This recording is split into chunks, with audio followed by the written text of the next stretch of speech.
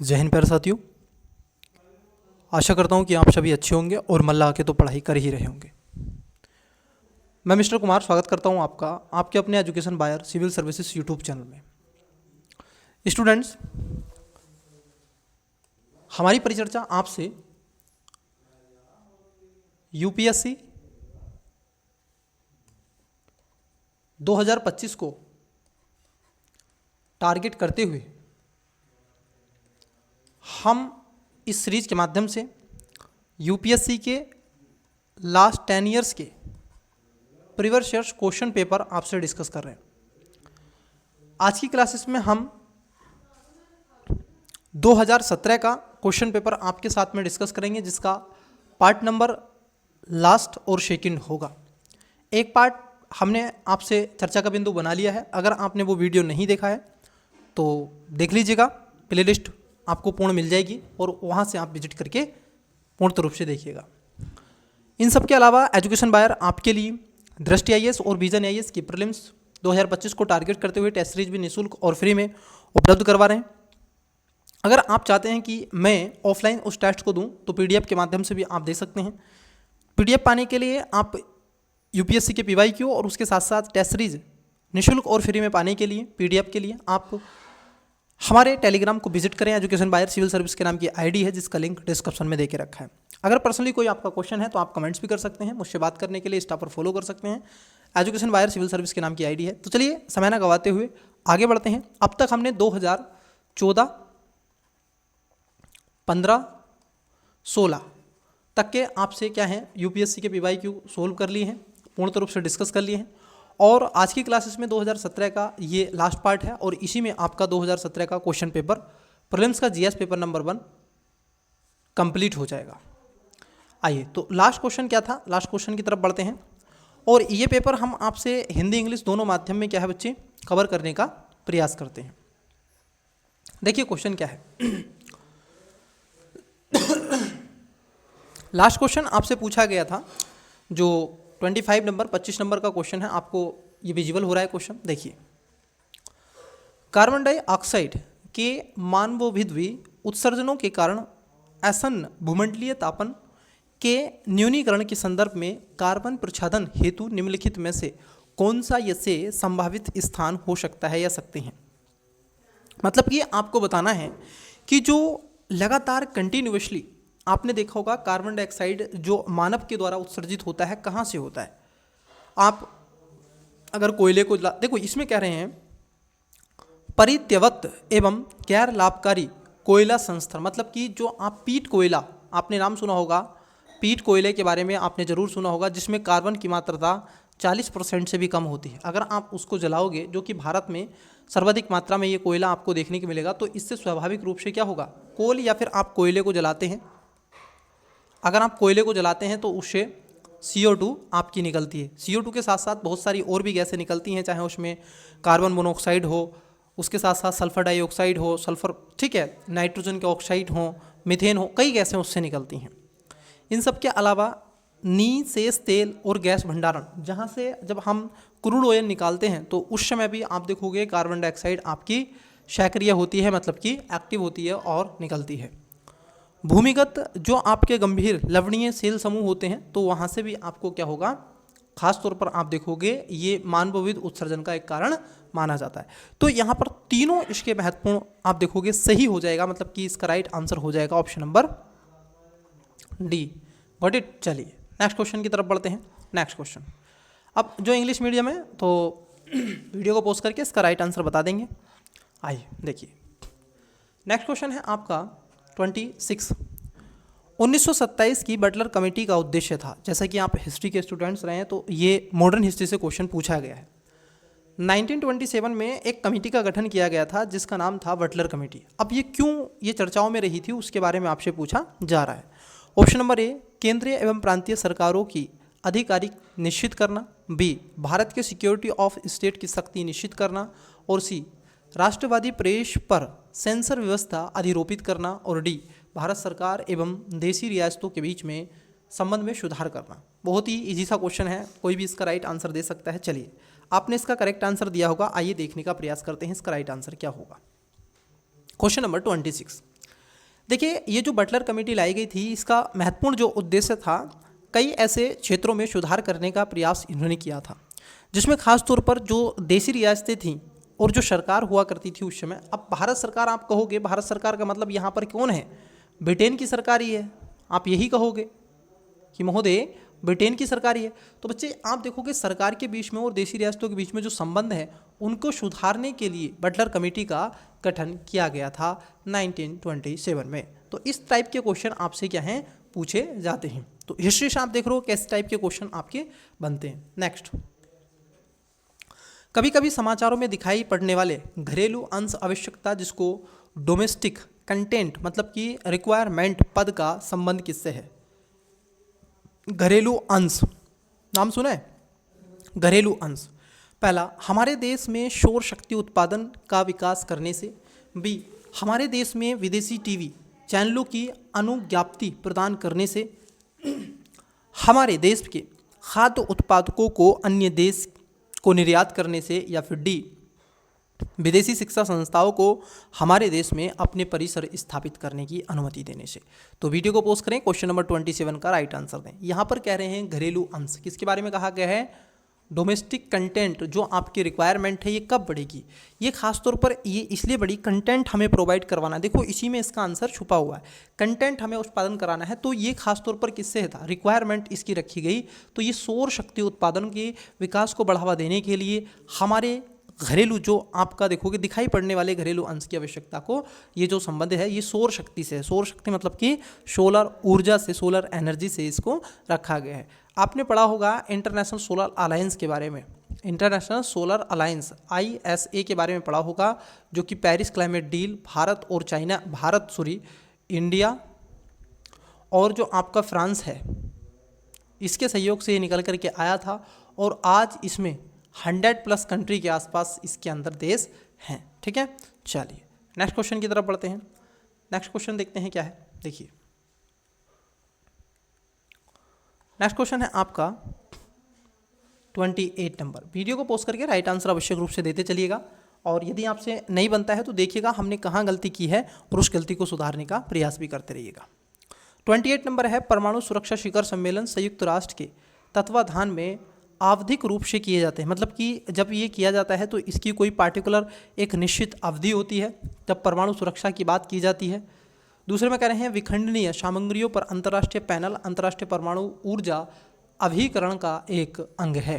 पूछा है कौन सा, ये शेष सही है? केवल एक, बी केवल दो, सी एक और दो दोनों, डी ना तो एक नहीं दो। चलिए आपने इसका करेक्ट आंसर कमेंट्स किया होगा। देखिए बच्चे, ये कह रहे हैं परमाणु शिखर जो आपका सुरक्षा सम्मेलन है, इसको लेकर के पहले स्टार्टिंग में लगभग आप देखोगे 70 के दशक के आसपास, जब भारत भी परमाणु एक्टिव में नहीं हुआ था, उसके पहले कई ऐसे थे। लेकिन जैसे भारत आ गया, पाकिस्तान आ गया, कई और देशों ने परमाणु हथियार बनाने शुरू कर दिए, तो फिर यहाँ पर चर्चा और सम्मेलन होने लगी। लेकिन ये जो पहला है ये पहला गलत है और दूसरा भी इसमें गलत है, दोनों स्टेटमेंट गलत है। ठीक है, तो यहाँ पर राइट आंसर हो जाएगा ऑप्शन नंबर डी। लेकिन आपको क्या करना है, आपको सिपरी की रिपोर्ट पढ़नी है। किसकी रिपोर्ट? सिपरी की आपको रिपोर्ट पढ़नी है। देखिएगा कौन सा देश किस तरीके से परमाणु हथियारों पर व्यय कर रहा है और भारत का क्या व्यय है, भारत की कहाँ स्थिति है। ठीक है, उसको देखने का प्रयास कीजिएगा। चलिए नेक्स्ट क्वेश्चन। क्वेश्चन है आपका 29। निम्नलिखित में से कौन राष्ट्रीय पेंशन प्रणाली, जिसको आप देखोगे नेशनल पेंशन जो स्कीम है या फिर सिस्टम है, उसके बारे में आपसे पूछा जा रहा है। और ये क्या है, सम्मिलित हो सकता है। कौन सम्मिलित होगा NPS में? बच्चे देखो अभी ये लास्ट ईयर्स 2024 में चर्चाओं में भी आपका रहा है न्यू पेंशन को लेकर के। ठीक है, तो उसको भी ध्यान में रखना। तो यहाँ से क्वेश्चन देखो 2017 में बना है, तो इसलिए बड़ा सेंसिटिव हो जाता है कि ऐसे पोर्शन को, ऐसे टॉपिक को हमें कवर करना चाहिए। केवल निवासी भारतीय नागरिक, क्या इसमें केवल भारतीय नागरिक ही शामिल होते हैं? केवल निवासी भारतीय नागरिक। बी, केवल 21 से 55 वर्ष की आयु के व्यक्ति। सी, राज्य सरकारों के सभी कर्मचारी जो संबंधित राज्य सरकार द्वारा अधिसूचना किए जाने की तारीख के पश्चात सेवा में आए। और डी, सशस्त्र बलों समेत केंद्र सरकार के सभी कर्मचारी जो 1 अप्रैल 2004 को या उसके बाद सेवाओं में आए। बहुत ही इजी सा क्वेश्चन है, आपको ऑटोमेटिकली इसका आंसर दिख जाएगा, तो आप इसका करेक्ट आंसर दें। देखिए, जो आपकी राष्ट्रीय पेंशन प्रणाली है, अगर आप देखोगे नेशनल पेंशन जो सिस्टम है, इसमें खासतौर पर उन कर्मचारियों को रखने का प्रयास किया गया था जो कि राज्य स्तर पर, राज्य के सभी कर्मचारी जो संबंधित राज्य सरकारों की अधिसूचना किए जाने के पश्चात अपनी तारीख पर आते हैं, तारीख इन द सेंस की अपनी सेवा में आते हैं उस तारीख के पश्चात, तो सी इसका करेक्ट आंसर होगा। ये कह रहे हैं केवल निवासी भारतीय नागरिक। अब मान लो कि आपने कहा केवल भारतीय नागरिक निवासी हैं, ठीक है, मान लीजिए मेरी आयु अभी 5 वर्ष है, क्या मैं इसका भागीदार बन सकता हूँ? नहीं बन सकता। दूसरा कह रहे हैं 21 से 55 वर्ष की आयु तक के व्यक्ति, नहीं ये भी नहीं है, यहाँ पर ओनली वर्ड है। और ये कह रहे हैं सशस्त्र बल समेत केंद्र सरकार के सभी, देखो सशस्त्र बल जो आपके होते हैं, बीएसएफ हो गया, ठीक है, आर्मी हो गया, जीडी की परीक्षा जो होती है उससे रिलेटेड, क्या वो व्यक्ति इसके अंतर्गत आएंगे? तो आप कहोगे नहीं, तो इसमें करेक्ट आंसर हो जाएगा जो राज्य के स्तर के आप देखोगे कर्मचारी आते हैं तो वो इसके अंतर्गत हैं। तो अभी जो चर्चाओं में रहा है नेशनल पेंशन स्कीम को लेकर के, एक बार उसको आवश्यक रूप से देखिएगा, उसमें किस तरीके से सरकार ने कुछ ऐसे सुधार किए हैं, न्यू पेंशन स्कीम भी लेकर के आई है। तो नेक्स्ट क्वेश्चन देखते हैं। क्वेश्चन नंबर है आपका 30। तीस्ता नदी के संदर्भ में निम्नलिखित कथनों में से विचार करें। अब देखो तीस्ता नदी आपने पढ़ी होगी, तीस्ता खासतौर पर ये बांग्लादेश के बीच में और भारत के बीच में तीस्ता नदी समझौता लगातार कंट्रोवर्सीज में रहती है, ठीक है, घिरा रहता है भारत। और 2024 के प्रीलिम्स में ध्यान रखना, मैं आपको रिकॉल करवाता चलूँगा, 2024 के प्रीलिम्स में यूपीएससी ने क्या पूछा था, गंगा जो है, गंगा की जो आपकी बाएं हाथ की नदियां हैं उनके बारे में पूछा था, ठीक है, याद होगा, घग्गर, गंडक है कि नहीं, ये सब, रामगंगा, ये आपने पढ़ी होंगी, गोमती, तो इनके बारे में आपको पता होना चाहिए। तो यहाँ से आप देखो तीस्ता, तीस्ता भी क्या है, ये भी एक आप देखोगे एक्चुअली पाओगे तो इसकी एक सहायक नदी के रूप में आती है जब ब्रह्मपुत्र से गंगा नदी मिल जाती है। तो पहला स्टेटमेंट है कि तीस्ता नदी का उद्गम वहीं से जो ब्रह्मपुत्र का, लेकिन यह सिक्किम से होकर बहती है, नहीं, वोखरचुंग ग्लेशियर से निकलती है, कौन आपकी, आप देखोगे जो शेरमुख से निकलती है ब्रह्मपुत्र, और ये अलग जगह से निकलती है, तो तीस्ता तो गलत है। तो पहला स्टेटमेंट क्या हो जाएगा आपका, गलत हो जाएगा। पूछे क्या है, सही, तो आंसर ए नहीं होगा, आंसर डी नहीं होगा। अब ये गारंटी के साथ है कि दूसरा स्टेटमेंट सही है। रंगीत नदी की उत्पत्ति सिक्किम में होती है और यह तीस्ता नदी की एक सहायक नदी है, बिल्कुल सही बात है। तीस्ता नदी भारत और बांग्लादेश की सीमा पर बंगाल की खाड़ी में मिल जाती है। देखो तीस्ता नदी की अगर हम बात कर लें तो बंगाल की खाड़ी में नहीं मिलती है, बल्कि ये ऊपर ही मिल जाती है, ठीक है, क्या करती है, ये ऊपर ही मिल जाती है, जैसे ही असम से नीचे जाती है तो आगे चल करके ये बांग्लादेश में ही मिल जाती है। तो यहाँ पर तीसरा स्टेटमेंट गलत है, राइट आंसर हो जाएगा option number B, got it. तो यहाँ पर क्या है, आपको बहुत ही अच्छे वे में चीज़ों को तैयार करके रखना है रिवर्स सिस्टम से, ताकि अगर यूपीएससी क्वेश्चन पूछे तो हमारा क्वेश्चन गलत ना हो, ठीक है। तो रिवर्स सिस्टम को एक बार अच्छे से रिवाइज कर लीजिएगा। चलिए देखो, यही बताता है कि आपको क्या पढ़ना है, मैं आपको बता रहा हूँ, ये आपको बताता है कि करंट अफेयर भी पढ़ना है तो कैसा, तो रिवर्स सिस्टम आपके लिए बहुत ज़रूरी है, और मल्टीपल टाइम रिवर्स सिस्टम से तो क्वेश्चन बनते ही हैं। नेक्स्ट, निम्नलिखित कथनों पर विचार कीजिए। अब देखो यहाँ पर ये बायोटेक्नोलॉजी से क्वेश्चन आया है, हर बार बायोटेक्नोलॉजी से आप देखोगे 10 से 15 क्वेश्चन आपके आते हैं, किससे, बायोटेक से। तो क्यों ना इस बायोटेक को 10 से 15 क्वेश्चन को लगभग आप, मैं कहूँगा कि आप मात्र अभी के लिए बता दूं कि 5 दिन में आप कंप्लीट कर सकते हैं अगर सही से इसको पढ़ लें तो, ठीक है, 5 दिन में आप यहाँ से ये क्वेश्चन कवर कर सकते हैं। चलिए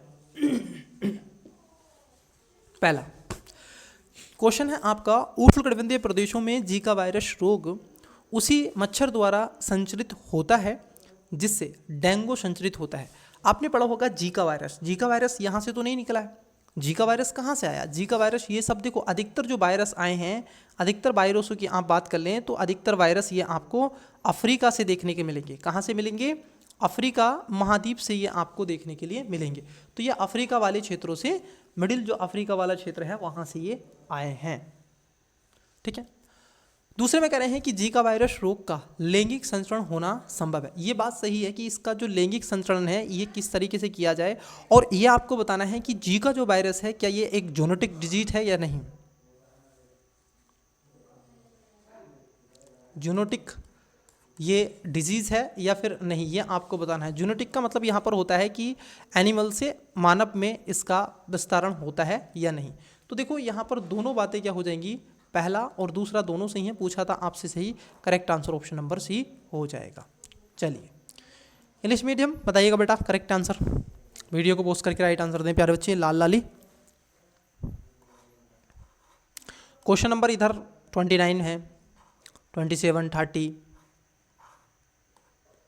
28, 31। चलिए देखिए क्वेश्चन आपकी स्क्रीन पर है, 32 नंबर क्वेश्चन को दिए आंसर। निम्नलिखित कथनों पर विचार कीजिए। अब दो स्टेटमेंट है। पहला, मोटर वाहनों के टायरों और ट्यूबों के लिए भारतीय मानक ब्यूरो BIS का मानक चिन्ह अनिवार्य है। दूसरे कह रहे हैं AG मार्क खाद्य एवं कृषि संगठन मतलब कि FAO द्वारा जारी एक गुणवत्ता प्रमाण चिन्ह है। देखो आपने इसको बड़े अच्छे से समझा होगा। जब AG मार्क दिया जाता है तो ये FAO के द्वारा नहीं दिया जाता है, ठीक है। आपने फसाई का नाम सुना होगा, फसाई का नाम आपने सुना होगा। और ये क्या करती है, भारत में जितनी भी खाद्यान्न से रिलेटेड चीज़ें होती हैं, ठीक है, चाहे वो पेय पदार्थ हो, खाद्यान्न हो, तो उसको ये वास्तव में क्या करती है, जांच करती है। और उसकी क्वालिटी क्या है, क्वांटिटी क्या है, इसमें कौन कौन से पार्टिकुलर हैं, उसको वैज्ञानिक तरीके से इतना अच्छे से उसको लाने का प्रयास करती है। तो ये FAO द्वारा नहीं है, फूड एंड एग्रीकल्चर ऑर्गेनाइजेशन नहीं आएगा। तो सेकंड वाला गलत है, पहला वाला सही है कि मोटर वाहनों के जो टायर होते हैं, वो ट्यूब होते हैं, उनके लिए आपका PIS पदचिन्ह होना अनिवार्य है। नहीं तो उससे पता कैसे चलेगा कि ये यहाँ का है या फिर फॉरेनर का है या फिर इसमें कुछ ऐसा गड़बड़ है। तो आपका जो इसमें राइट आंसर हो जाएगा 32 का correct answer option number A हो जाएगा।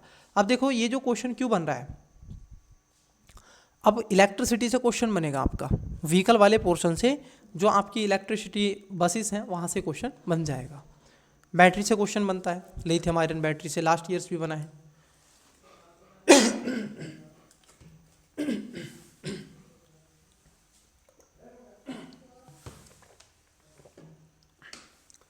क्वेश्चन है आपका 33, राष्ट्रीय कृषि बाजार मतलब कि नेशनल एग्रीकल्चर मार्केट स्कीम को क्रियान्वित करने का या के क्या लाभ है। मतलब कि जो एग्रीकल्चर मार्केट है, ठीक है, जो नेशनल आपकी एग्रीकल्चर मार्केट है, उसको आप क्या कर दें, उसको एक ही क्रियान्वित करने का उसके क्या क्या लाभ हो सकते हैं। नेशनल एग्री मार्केट को, एक स्कीम को अगर क्रियान्वित किया जाए तो उससे क्या क्या होगा। देखो ये सब क्यों कर रही थी भारत सरकार, खासतौर पर इसलिए ताकि जो भारतीय किसान हैं उनकी आय को दोगुना करने का जो टारगेट इन्होंने रखा था, तो इसलिए इसको लाई थी। और ये बात कब तक थी, 2020 तक की बात हो रही थी, ठीक है, 2020-24 तक ये हुई है।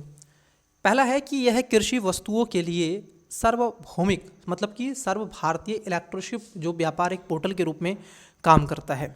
दूसरे में कह रहे हैं यह कृषकों के लिए राष्ट्रीय व्यापी बाजार सुलभ कराता है जिसमें उनके उत्पाद की गुणवत्ता के अनुरूप कीमत मिलती है।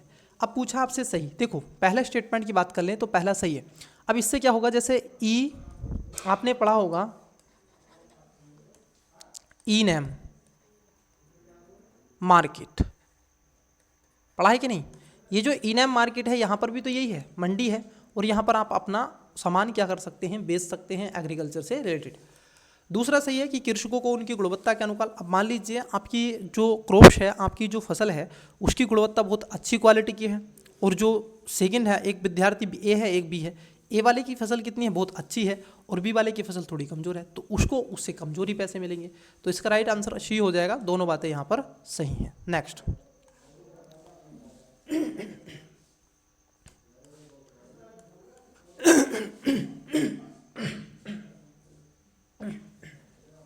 नेक्स्ट क्वेश्चन, यह राष्ट्रीय बौद्धिक संपदा अधिकार नीति, वर्चुअल इसको बोलते हैं इंटेलेक्चुअल प्रॉपर्टी जो राइट्स होते हैं। अब ये जो पॉलिसी है ये भारत की नहीं है, ध्यान रखेंगे, ये पॉलिसी यूरोप की है, विदेशों की है, ठीक है, अमेरिका की है, भारत की इसमें इतनी सहभागीदारिता नहीं है। अब ये लगातार चर्चाओं में रहती है, ठीक है। अब पहले में कह रहे हैं यह है दोहा विकास एजेंडा और ट्रिप्स समझौते के प्रति भारत की प्रतिबद्धता को दोहराता है। दूसरे में कह रहे हैं कि औद्योगिक नीति और संवर्धन विभाग भारत में बौद्धिक संपदा अधिकारों के विनियमन के लिए केंद्रीय विभाग मतलब कि एक अभिकरण नोडल जो एजेंसी के रूप में काम करता है। बताइएगा इसका करेक्ट आंसर आपको क्या लगता है। 34 का राइट आंसर दें। देखिए पहला स्टेटमेंट है कि यह दोहा विकास एजेंडा जो आपका रखा गया था, और ये जो ट्रिप्स है, ट्रिप्स आप देखोगे जब आपको ये देखने के मिलेगा जब आप WTO पढ़ते हैं, तो जब WTO पढ़ते हैं वर्ल्ड ट्रेड ऑर्गेनाइजेशन, तो वहाँ पर आपको ट्रिप्स मिलता है, क्योंकि ये एजेंडा ट्रिप्स के एक समझौते के तहत जो भारत की प्रतिबद्धता है उसको दोहराता है। दूसरा भी इसमें सही है कि औद्योगिक और संवर्धन विभाग या भारत में बौद्धिक संपदा अधिकारों के विनियमन के लिए एक केंद्रीय अभिसरण नोडल एजेंसी के रूप में काम करता है, ताकि किसी के जो कॉपीराइट हैं उसका उल्लंघन ना हो सके। ठीक है, तो ऐसे ही कई बार क्या होता है, यूट्यूब पर कोई दूसरे का कंटेंट चला देता है, तब चीज़ें हो जाती हैं। ठीक है स्टूडेंट्स, मैं आपको इसका जो करेक्ट आंसर हो जाएगा ऑप्शन नंबर सी इसका राइट आंसर हो जाएगा। मैं आपसे कुछ एक बात कहना चाहूँगा, अगर किसी कारणवश मुझे लगता है कि ये अगर मान लीजिए मैंने बंद किया ये वाला यूट्यूब चैनल, तो हम दूसरा इसके ही सेपरेट चलाएंगे। ठीक है, दूसरा इसमें कुछ मुझे ऐसा है कि इसमें टेक्निकल कई इशू हो गए, अगर वो सही होते हैं एक आध महीने में तो कंटिन्यू चलेगा यही, आगे तक फिर यही रहेगा। ठीक है, अन्यथा हम इसी के नाम से एक दूसरा चैनल बनाएंगे, तो उस पर आपको सारी चीज़ें क्लासेस प्रोवाइड करवाई जाएंगी। बाकी की ये रहेंगी आपके पास में, आप इनको देखते रहिएगा, ऐसा नहीं है ये डिलीट लग जाएगा। बट मैं आपको ये बता दूं कि अभी फ़िलहाल तो इसपी क्लासेस होंगी, लेकिन अगर संभवतः अगर ऐसा हुआ तो हम एक दूसरा आपके लिए लाएंगे, आप उसको भी मैं वीडियो बनाऊंगा आपको बताऊंगा, लेकिन अभी क्लास में रहिएगा। चलिए क्वेश्चन देखिएगा 35। अब ये इकोलॉजी इन्वायरमेंट से संबंधित है। ये कह रहे हैं वन्यजीव सुरक्षा अधिनियम 1972 के अनुसार किसी व्यक्ति द्वारा विधि द्वारा किए गए कर्तव्य उपबंधों के अधीन होने के सिवाय निम्नलिखित में से कौन सा या से शिकार नहीं किया जा सकता। मतलब कि वन्यजीव आपने संरक्षण पढ़ा होगा 1972 का, पढ़ा है कि नहीं? वन्यजीव संरक्षण अधिनियम हो, वन संरक्षण अधिनियम हो, पर्यावरण संरक्षण अधिनियम हो, है कि नहीं, वायु प्रदूषण अधिनियम हो, जल संरक्षण अधिनियम हो, ये सारे आपको पढ़ने जाने। अब देखो यदि मान लीजिए कोई भी जीव 1972 की सूची के अंतर्गत रखा जाता है, तो अब उसमें क्या क्या उसको सुरक्षा प्रदान हो जाती है। जैसे घड़ियाल, ये क्या रहना है, शिकार नहीं होगा, अगर उसका शिकार नहीं करना है। जैसे घड़ियाल, देखो आपने पढ़ा होगा क्रोकोडाइल, ठीक है, आपने घड़ियाल देखा होगा, 3 प्रकार के होते हैं ये मगरमच्छ, तो आपने ये भी देखा होगा। तो घड़ियाल पहला, भारतीय जंगली गधा दूसरा, जंगली भैंस। अब ये पूछ रहे हैं कौन सा सही है, बताइएगा कौन सा सही है, आपको इसका राइट आंसर देना है। 35 का करेक्ट आंसर क्या होगा। चलिए देखो, ये जो घड़ियाल अगर आप देखना चाहते हैं तो एक रिवर है जिसको बोलते हैं चंबल। कौन सी रिवर है? चंबल। अगर आप देखना चाहते हैं कि भारतीय जो जंगली गधा है ये केवल आपको गिर में मिलेगा बच्चे। कहाँ पर मिलेगा? गिर। गिर जो है आपका गुजरात में मिलेगा। और ये जो जंगली भैंसा है ये आपको खासतौर पर मिलता है साउथ में, ये आपको मिल जाएगा तमिलनाडु। और ये जो जंगली भैंसा है ना, ज़्यादातर ये भैंसा और उधर नॉर्थ ईस्ट वाले रीजन में आपको मिलेगा। तो तीनों है, अगर मान लीजिए तीनों इसके अंतर्गत आ गए तो इनका शिकार आप नहीं करेंगे, और यदि करेंगे तो उसके लिए आपको दंडिक कार्रवाई हो सकती है। तो राइट आंसर हो जाएगा डी, इसका करेक्ट आंसर हो जाएगा। तो देखो ये चर्चाओं में रहते हैं, तो एक बार जैसे अब करंट अफेयर में रहेगा तो वो क्वेश्चन पूछने के चांसेस यूपीएससी के रहेंगे, तो इसलिए करंट अफेयर इस तरीके से आप पढ़ें। करंट अफेयर केवल करंट अफेयर नहीं होता है, करंट अफेयर आपका बेसिक ही पार्ट होता है, उसको बस तरोताज़ा कर देता है वो। तो इसलिए हम बेसिक को ही अगर कंठस्थ तरीके से पकड़ लें और करंट में आपको दिखाई दे तो आपका रिकॉल हो जाएगा, दैट्स इट। लेकिन इंडियन एक्सप्रेस, द हिंदू, ठीक है, इकोनॉमिक्स टाइप जो आता है बिजनेस वाला, तो मल्टीपल टाइम पढ़ते रहे। अखबार इंग्लिश माध्यम का पढ़ें, तैयारी अगर हिंदी से भी कर रहे हैं तो। अन्यथा ये जो हिंदी माध्यम के अखबार है, चाहे अमर उजाला हो, दैनिक भास्कर हो, कोई खास नहीं है उसमें, ठीक है, कोई खास नहीं। उसमें पॉलिटिशियन बातें आपको मिलती हैं, ठीक है, आपको पॉलिटिशियन उसमें ज़्यादा मिलता है, उसका किसी के साथ है, उसने उसको मर्डर कर दिया, ये हो गया, वो जी, नहीं नहीं, ये सब चलता है हिंदी वाले अखबार में। आपको कोई एडिटोरियल अच्छा तमीज़ का नहीं मिलता है। आप द हिंदू पढ़ें, आपको जैसी भी टूटी फूटी इंग्लिश आती है उससे ही पढ़ें, समझें, गूगल कर लें, बट अभी प्रीलिम्स पे टारगेट करके फोकस करें। और जो 26 वाले हैं वो अभी से हैबिट डाल दें अपनी, 26 वाले जो बच्चे हैं वो इंग्लिश का अखबार पढ़ना आना चाहिए और समझ में भी आए तो बेटर है। नहीं तो बेटा कंपलसरी आपका पेपर होता है, गोल डिब्बा हो जाएगा, चेक नहीं होगी कॉपी, सत्य है परंतु कड़वा है। देखिए निम्नलिखित कथनों में से कौन सा ये से भारतीय नागरिक के मूल अधिकार। देखो अब यहाँ पर क्या है, मैंने आपको कई बार बताया कि पॉलिटी में आपको खास तौर पर ये तो पढ़े ही नहीं जाना चाहिए, ठीक है, क्योंकि चर्चाओं में जैसे सिटीजनशिप अभी चर्चाओं में रहा है, फंडामेंटल राइट हमेशा चर्चाओं में रहते हैं, डीपीएसपी और उसके साथ साथ यहीं पर फंडामेंटल ड्यूटीज़ हैं, और ये जो आपकी एग्जीक्यूटिव है या फिर मैं कहूँ इसी में एग्जीक्यूटिव, लेजिस्लेटिव और जुडिशरी, अब ये आपको पढ़ना चाहिए। उसके अलावा आपको पार्लियामेंट, फिर आपका विधानसभा राज्य के स्तर पर, और गवर्नर, ये बहुत ज़्यादा चर्चाओं में, प्रेसिडेंस भी, तो यही टॉपिक है आपके, इनको आप कवर करें। अब इन्हीं पे क्वेश्चन आपसे बनते रहते हैं मल्टीपल टाइम, ठीक है, ये आपकी जुबान पर होना चाहिए। लक्ष्मीकांत का आपसे लगभग ये उम्मीद की जाती है प्रीलिम्स तक आप क्या कर ले सकते हैं, जब से तैयारी की हो आपने 10 से 15 बार लक्ष्मीकांत को रिवाइज कर दिया हो, है कि नहीं। अब देखो फंडामेंटल ड्यूटीज़ पर आपसे क्वेश्चन पूछा है, जो कर्तव्य है आपके। संविधान के आर्टिकल किस में बताइएगा, आपने संविधान का पार्ट नंबर पढ़ा होगा, कौन सा, संविधान का भाग नंबर 4 का ए, जिसको का कहा जाता है। आर्टिकल आपने देखा होगा, आर्टिकल जो आपका है 51 ए, 51 में क्या कहा गया है, वैसे 51 में कहा गया है अंतर्राष्ट्रीय, मतलब कि इंटरनेशनल पीस की बात की गई है, शांति व्यवस्था की बात की गई है। तो देखिए कौन कौन से कर्तव्य है। पहला, इन कर्तव्यों को प्रवर्तित करने के लिए एक विधायी प्रक्रिया दी गई है, मतलब कि अगर आप इसमें कुछ करना चाहते हैं मान लीजिए, तो क्या उसमें विधानसभा के माध्यम से ऐसा करोगे या पार्लियामेंट के माध्यम से ऐसा करोगे। दूसरा, वे विधिक कर्तव्यों के साथ परस्पर संबंधित। देखो इसमें कोई विधि की जरूरत आवश्यकता आपको नहीं होती है, बल्कि आप एक बिल लेकर के आएँ और बिल ला करके इसमें चाहें तो अमेंडमेंट कर सकते हैं। याद कीजिएगा स्वर्ण सिंह समिति, कौन सी समिति, स्वर्ण सिंह समिति, उन्हीं की रिकमेंड पर यह हुआ था 42nd अमेंडमेंट के माध्यम से 1976।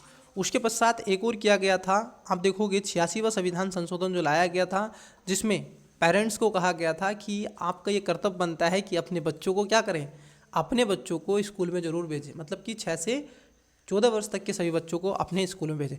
तो यहाँ पर दोनों बातें क्या हैं, गलत है, मतलब कि रोंग है। तो क्या आंसर हो जाएगा, इजी से क्वेश्चन है, देखिए बच्चे, इजी से, इसको बोलते हैं फ्री का नंबर, ये होता है फ्री का नंबर, तो डी इसका राइट आंसर हो जाएगा। लेकिन ये सोच कब आएगी आपकी, जब आपने मल्टीपल टाइम रिवीजन करा होगा, आपके कॉन्सेप्ट एकदम कंठस्थ होंगे, क्लियर होंगे, और यदि नहीं है कॉन्सेप्ट क्लियर तो लोड मत लीजिएगा। अगर आपको देना है अटैम्प्ट तो दीजिएगा, आराम से रिवाइज करके, मैं बताता चल रहा हूँ। और उसके साथ साथ अगर आपको 26 में देना है, 27 में देना है, तो जुड़े रहिएगा एजुकेशन के साथ में, चिंता मत कीजिएगा, सारे आपके कॉन्सेप्ट मैं क्लियर करूँगा। मैं स्वयं प्रीलिम्स के बाद में आपके साथ में फाउंडेशन एक बैच भी लेकर के आऊँगा, वो जैसा रहेगा मेंस पर भी मैं चर्चा आपसे करता रहूँगा, ठीक है। चलिए, क्योंकि इस बार कई स्टूडेंट्स का होगा क्वालिफाई। देखिए 37 नंबर है कि निम्नलिखित युग्मों पर विचार कीजिए। राधाकांत देव ये कह रहे हैं ब्रिटिश इंडियन एसोसिएशन के प्रथम अध्यक्ष, गजुलू लक्ष्मीन रमुनु चेट्टी मद्रास महाजन सभा के संस्थापक, सुरेंद्र नाथ बनर्जी इंडियन एसोसिएशन के संस्थापक। अब पूछा गया है कौन सा ऐसे सही है। बहुत ही अच्छा क्वेश्चन है, मैं कहूँगा बहुत ही सॉलिड क्वेश्चनों में से एक है। देखिए अगर हम देखें, पहला जो राधाकांत देव हैं, ये ब्रिटिश इंडिया जो आपकी एसोसिएशन थी, इसके ये प्रथम अध्यक्षों में से शामिल थे। लेकिन जो आपके गजलू लक्ष्मीन, जो आपके नरसू चेट्टी हैं, ये मद्रास महाजन सभा के संस्थापक सदस्य नहीं हैं। हाँ, सुरेंद्र नाथ बनर्जी इंडियन एसोसिएशन के संस्थापक रहे हैं, ठीक है। और ब्रिटिश एसोसिएशन के संस्थापक कौन रहे हैं वो भी आपको पता होना चाहिए, दादा भाई नेहरू। तो यहाँ पर क्या है, दूसरा स्टेटमेंट आपका इट्स गलत, मतलब कि रोंग है, तो 2 गलत है, तो आंसर सी और डी नहीं होगा। Correct answer option number B हो जाएगा, 1 और 2, ठीक है, 1 और 3। नेक्स्ट बताइएगा इंग्लिश वाले बच्चे, 32 नंबर, 35, 33, 36, 34, 37। चलिए 38 नंबर क्वेश्चन देखिएगा, संविधान से क्वेश्चन है, बहुत ईजी है। ये कह रहे हैं कि उद्देश्यों में से, ये कह रहे हैं ना उद्देश्य, उद्देश्य का मतलब क्या है यहाँ पर, उद्देश्य का मतलब है आपकी प्रस्तावना, जिसको प्रेम्बल के नाम से जाना जाता है, ठीक है। तो अब उस पर पूछ रहे हैं कि निम्नलिखित उद्देश्यों में से कौन सा एक भारत के संविधान की उद्देशिका का संवदिष्ट नहीं है, मतलब कि कौन सा इसमें उद्देशिका के अंतर्गत नहीं रखा गया है, या कहेंगे आप शामिल नहीं है। तो कौन सा शामिल नहीं है बताइएगा? पहला विचार की स्वतंत्रता, दूसरा बी मतलब आर्थिक स्वतंत्रता, सी अभिव्यक्ति की स्वतंत्रता और डी विश्वास की स्वतंत्रता। बताइएगा। आपने पढ़ा होगा स्वतंत्रता, समानता, बंधुत्व, पढ़े कि नहीं ये शब्द? न्याय, न्याय की बात हुई है। देखो जो स्वतंत्रता है बच्चे, जब आप पढ़ते हैं, हालांकि मैं थोड़ा सा हिंट्स करके चलता हूँ, ये 5 प्रकार की है, जिसमें विचार, अभिव्यक्ति, विश्वास, धर्म, उपासना, ये स्वतंत्रता है। फिर ध्यान रखना, विचार, अभिव्यक्ति, विश्वास, धर्म, उपासना, इसकी क्या है? स्वतंत्रता है। और जो न्याय है, जस्टिस जिसको बोलते हैं, ठीक है, ये 3 प्रकार का है। आप देखोगे जुडिशरी, सॉरी, ये जो जस्टिस है आपका, जस्टिस 3 प्रकार का, इकोनॉमिकल, आर्थिक, सोशल और पॉलिटिकल, मतलब कि सामाजिक और राजनीतिक, ये न्याय होना चाहिए। फिर आपका संप्रभु, ये सारी चीज़ें हैं, ठीक है। तो अब देखो इसमें नहीं है, क्योंकि जो आर्थिक जो है ये आपकी स्वतंत्रता नहीं, आर्थिक क्या है आपका, जो न्याय की बात होती है, आर्थिक सबको होना चाहिए, ठीक है। तो यही इसमें गलत है। ये क्या होगा? न्याय होगा, आर्थिक, सामाजिक और राजनीतिक न्याय। बाकी का विचार, अभिव्यक्ति, विश्वास, धर्म की उपासना, ये 5 प्रकार का है, तो ये रखा गया है। तो इसका करेक्ट आंसर क्या हो जाएगा? ऑप्शन नंबर बी इसका राइट आंसर हो जाएगा। चलिए नेक्स्ट, भारतीय गुणवत्ता परिषद, मतलब कि आप देखोगे QCI के संदर्भ में निम्नलिखित कथनों पर विचार करें। अब देखो जो QCI है उसके बारे में आपसे पूछ रहे हैं। अब कह रहे हैं QCI का गठन भारत सरकार और भारतीय उद्योग द्वारा संयुक्त रूप से किया गया था। जरा देखिएगा इसके बारे में। दूसरे में कह रहे हैं QCI के अध्यक्ष की नियुक्ति उद्योग द्वारा सरकार की गई संस्तुतियों पर प्रधानमंत्री द्वारा की जाती है। पूछ रहे हैं आपसे कौन सा सही है, बताओ बेटा। 39 का करेक्ट आंसर क्या? देखो जो आपका इंडियन क्वालिटी जो काउंसिल है, जो परिषद है, इंडियन क्वालिटी जो आपकी काउंसिल है, ये क्या करती है? क्वालिटी जांचती है। किसकी? आपके उद्योग हो सकते हैं, आपका किसी प्रोसेसिंग इंडस्ट्री है उसका उद्योग होगा। तो ये क्या करती है? यह भारत सरकार के भारतीय उद्योगों की संयुक्त रूप से क्या करता है? काम करता है। इन सब के अलावा इसके अध्यक्ष की जो नियुक्ति है उद्योग द्वारा सरकार की जो की गई संस्तुतियों द्वारा प्रधानमंत्री के द्वारा की जाती है। ये भी बात सही है। करेक्ट आंसर हो जाएगा option number C. Next question की तरफ बढ़ते हैं। नेक्स्ट बताइएगा, ये आपका पूछा गया है, ये अभी भी चर्चाओं में है। स्मॉल फाइनेंस जो आपके बैंक हैं, ठीक है, ये चर्चाओं में है। तो बताइएगा, मैं पानी पी लेता हूँ, इतने राइट आंसर दें।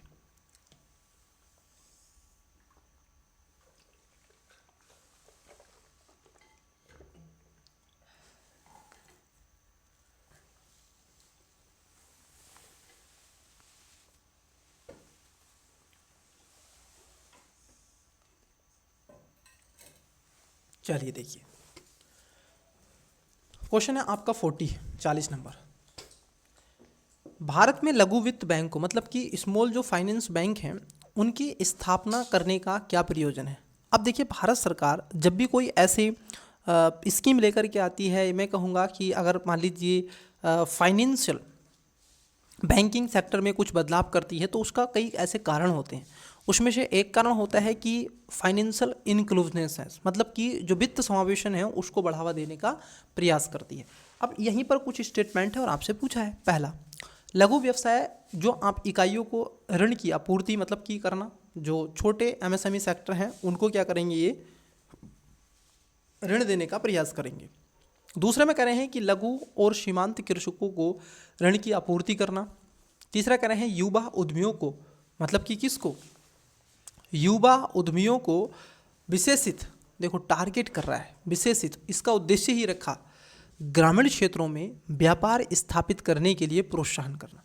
कदापि इसका ये टारगेट नहीं रहा है कि आप क्या करेंगे कि जो युवा उद्यमी हैं उनको खास तौर पर क्या करना है, आपको ऋण देना है, और किस में? ग्रामीण क्षेत्र में खासकर व्यापार को स्थापित करें। देखो स्मॉल फाइनेंस जो आपके बैंक हैं, ये दोनों जगह आपको मिलते हैं। आपको ये रूरल में भी मिलेंगे, रूरल में, और अर्बन में भी मिलते हैं, ठीक है। तो यहाँ पर दोनों जगह है। तो तीसरा स्टेटमेंट इसमें सरासर बकवास कर रहा है। पहला और दूसरा एकदम सही है। करेक्ट आंसर हो जाएगा ऑप्शन नंबर ए, क्योंकि 3 जहाँ है वो गलत हो जाएगा। चलिए नेक्स्ट। तो इकोनॉमी से ऐसे क्वेश्चन आपसे डायरेक्टली बन जाते हैं। नेक्स्ट क्वेश्चन आपकी स्क्रीन पर है, बताइएगा। क्वेश्चन है आपका 41। पूछ क्या रहे हैं आपसे, आवास और शहरी विकास पर एशिया पैसिफिक मंत्री स्तरीय सम्मेलन मतलब कि APMCHUD के संदर्भ में निम्नलिखित कथनों पर विचार करें। जो आपकी शहरी विकास पर एशिया पैसिफिक मंत्री स्तरीय सम्मेलन है, प्रथम APMCHUD भारत में 2006 में संपन्न हुआ, जिसका विषय उभरते शहरी रूप, नीति, प्रतिक्रियाएं और शासन संरचना था। दूसरे में कह रहे हैं भारत सभी वार्षिक मंत्री स्तरीय सम्मेलनों की मेजबानी मतलब कि ADV, APEC और आसियान की सहभागिता से होता है। अब पूछा जा रहा है कौन सा सही है, बताइएगा। 41 का करेक्ट आंसर क्या है? ऑप्शन नंबर A केवल 1, B केवल 2, C 1 और 2 दोनों, D ना तो 1 नहीं तो। वीडियो को पोस्ट करें, इसका करेक्ट आंसर दें। 41 का राइट आंसर क्या है? देखिए, अगर हम देखें जो आवास और शहरी विकास, ठीक है, जो मंत्री स्तरीय सम्मेलन है, ये प्रथम खास तौर पर क्या है 2006 में नहीं था। दूसरी बात, इसमें जो रखे गए हैं कि सभी वार्षिक मंत्री सम्मेलन की मेजबानी जो होगी ADB, APEC और आसियान की सहभागिता से करता है। नहीं, ये भी गलत है। तो पहला गलत है, दूसरा गलत है। अब पूछा आपसे सही तो कोई नहीं है, तो right answer option number D हो जाएगा। Got it. चलिए, ये कुछ करंट अफेयर पर आधारित क्वेश्चन टाइप है। नेक्स्ट क्वेश्चन है आपका किससे? देखिए, क्वेश्चन पूछा गया है पॉलिटी से, भारतीय राज्य व्यवस्था से। लोकतंत्र का उत्कृष्ट गुण यह है कि वह क्रियाशील बनाता है। लोकतंत्र, डेमोक्रेसी, जहाँ पर हमें अपनी इच्छा अनुसार अपने आप को विकसित, डेवलप करने का अधिकार होता है। पहला, साधारण पुरुषों और महिलाओं की बुद्धि और चरित्र को, कार्यपालक नेतृत्व की सशक्त बनाने वाली पद्धतियों को, गतिशीलता और दूरदर्शिता से युक्त एक बेहतर व्यक्ति को, यहाँ तक कि समर्पित दलीय कार्यकर्ताओं के एक समूह को। अब वीडियो को पोस्ट करके बताना है कि लोकतंत्र का जो उत्कर्ण गुण क्या है, इसमें ऐसा कौन सा उत्कृष्ट जो गुण है वो आपको यहाँ पर दिखता है, उसके बारे में आपको बताना है।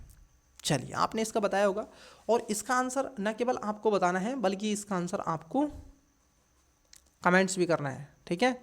लोकतंत्र क्या है? जहाँ पर सबका शासन हो, एक से अधिक पार्टी वहाँ पर होनी चाहिए, 2 या 2 से अधिक पार्टियाँ होनी चाहिए। खासतौर पर व्यक्ति को बोलने का, अपनी गरिमापूर्ण जीवन जीने का अधिकार होना चाहिए, मत देने का अधिकार होना चाहिए, ठीक है। कई ऐसी चीज़ें, सुविधाएं उसको मिले, तो वो डेमोक्रेसी की बात वहाँ पर होती है। नेक्स्ट, ये चर्चाओं में रहे बच्चे, इसको थोड़ा सा मोस्ट मार्क कर लीजिएगा। मैं नहीं कह रहा हूँ, ऐसा स्वयं UPSC कह रही है। देखो, UPI पर पूछा गया है आपकी यूनिफाइड जो पेमेंट्स इंटरफेस है, अभी क्या हुआ है, इसका जो आपका इंटरनेशनलाइजेशन किया गया है, मतलब कि अंतर्राष्ट्रीयकरण। कुछ याद आ रहा है? अभी तक इसका अंतर्राष्ट्रीयकरण किया गया है और कई देशों में इसको वैलिड कर लिया गया है। जैसे खाड़ी के कई देश हैं ऐसे जहाँ पर इसको, जैसे UAE है, वहाँ पर आपका UPI चलता है, सिंगापुर है, मलेशिया है, इंडोनेशिया है, तो कई देश हैं जहाँ पर आपका UPI वैलिड हो गया है, ठीक है। आप वहाँ पर भी जाकर के इसको यूज कर सकते हैं। अब ये क्या है, क्या है इसके होने की सर्वाधिक संभाव्य क्या है, इसके जो क्रियान्वित होने से? अब ये पुराना कॉन्सेप्ट हो गया, लेकिन ये पुराना कॉन्सेप्ट नए धमाल के साथ आ रहा है क्योंकि चर्चाओं में, तो इसको ध्यान में रखना है। अब ये ना पूछ करके, इसके बिहेव पर ना पूछ करके आप क्या पूछ लेगा, किस देश ने किया है, इसका बिहेवियर क्या है, क्योंकि UPSC ऐसे टफ एग्जाम है तो इस तरीके से बना रहा है, तो उसी पे पूछ रहा है। पहला, ऑनलाइन भुगतानों के लिए मोबाइल वॉलेट की आवश्यकता नहीं होगी। लगभग 2 दशकों में पूरी तरह से भौतिक मुद्रा के स्थान पर डिजिटल नहीं, ऐसा नहीं है कि पूरी तरह से, ऐसा नहीं है। देखो, आप 2 दशक तो छोड़ो, आप 100 दशक की बात कर लो तो आप तब भी डिजिटल में नहीं जा सकते, चाहे आपको कुछ ही पैसे सही चाहिए, क्योंकि समाज के कई वर्ग ऐसे होते हैं जिनके पास में ये संसाधन उपलब्ध नहीं होते। तो यहाँ पर दूसरा स्टेटमेंट तो सरासर बकवास कर रहा है। FDI अंतर्प्रवाह में भारी वृद्धि होगी, इससे कोई इसका मतलब नहीं है। निर्धन व्यक्तियों को उपगम मतलब कि सब्सिडी का प्रत्यक्ष हस्तांतरण, मतलब कि आप देखोगे डायरेक्ट ट्रांसफर बहुत आसान प्रभावी होगा, ये भी नहीं है। खासतौर पर क्या है, ऑनलाइन भुगतानों के लिए मोबाइल जो वॉलेट की आवश्यकता ना हो, इसीलिए इसको लाया गया UPI। अब आपको क्या करना पड़ेगा, UPI लिंक डालना पड़ेगा और उसका पासवर्ड होगा, खटाक से आपका पैसा चला जाएगा। आप गूगल पे, फ़ोन पे, अमेज़ोन पे आप कर सकते हैं। चलिए, नेक्स्ट,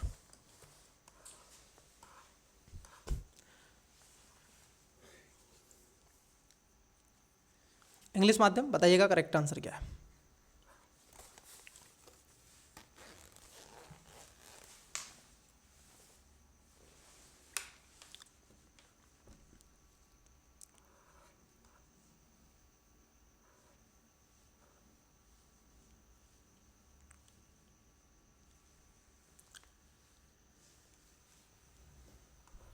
चलिए बच्चा, ये क्वेश्चन देखिए, 44 नंबर का क्वेश्चन है। देखिए क्या है। कभी कभी समाचारों में इवेंट होराइजन, सिंगुलेटरी, स्ट्रिंग थियरी और स्टैंडर्ड मॉडल जैसे शब्द किस संदर्भ में आते हैं। अब ये चर्चाओं में रहे हैं कई बार, ठीक है। ये जो शब्द हैं, ये जो वर्ड आपको दिखते हैं, ये कई बार चर्चाओं में रहे हैं। ऐसा क्यों है, बताइएगा, ऐसा क्यों आते हैं।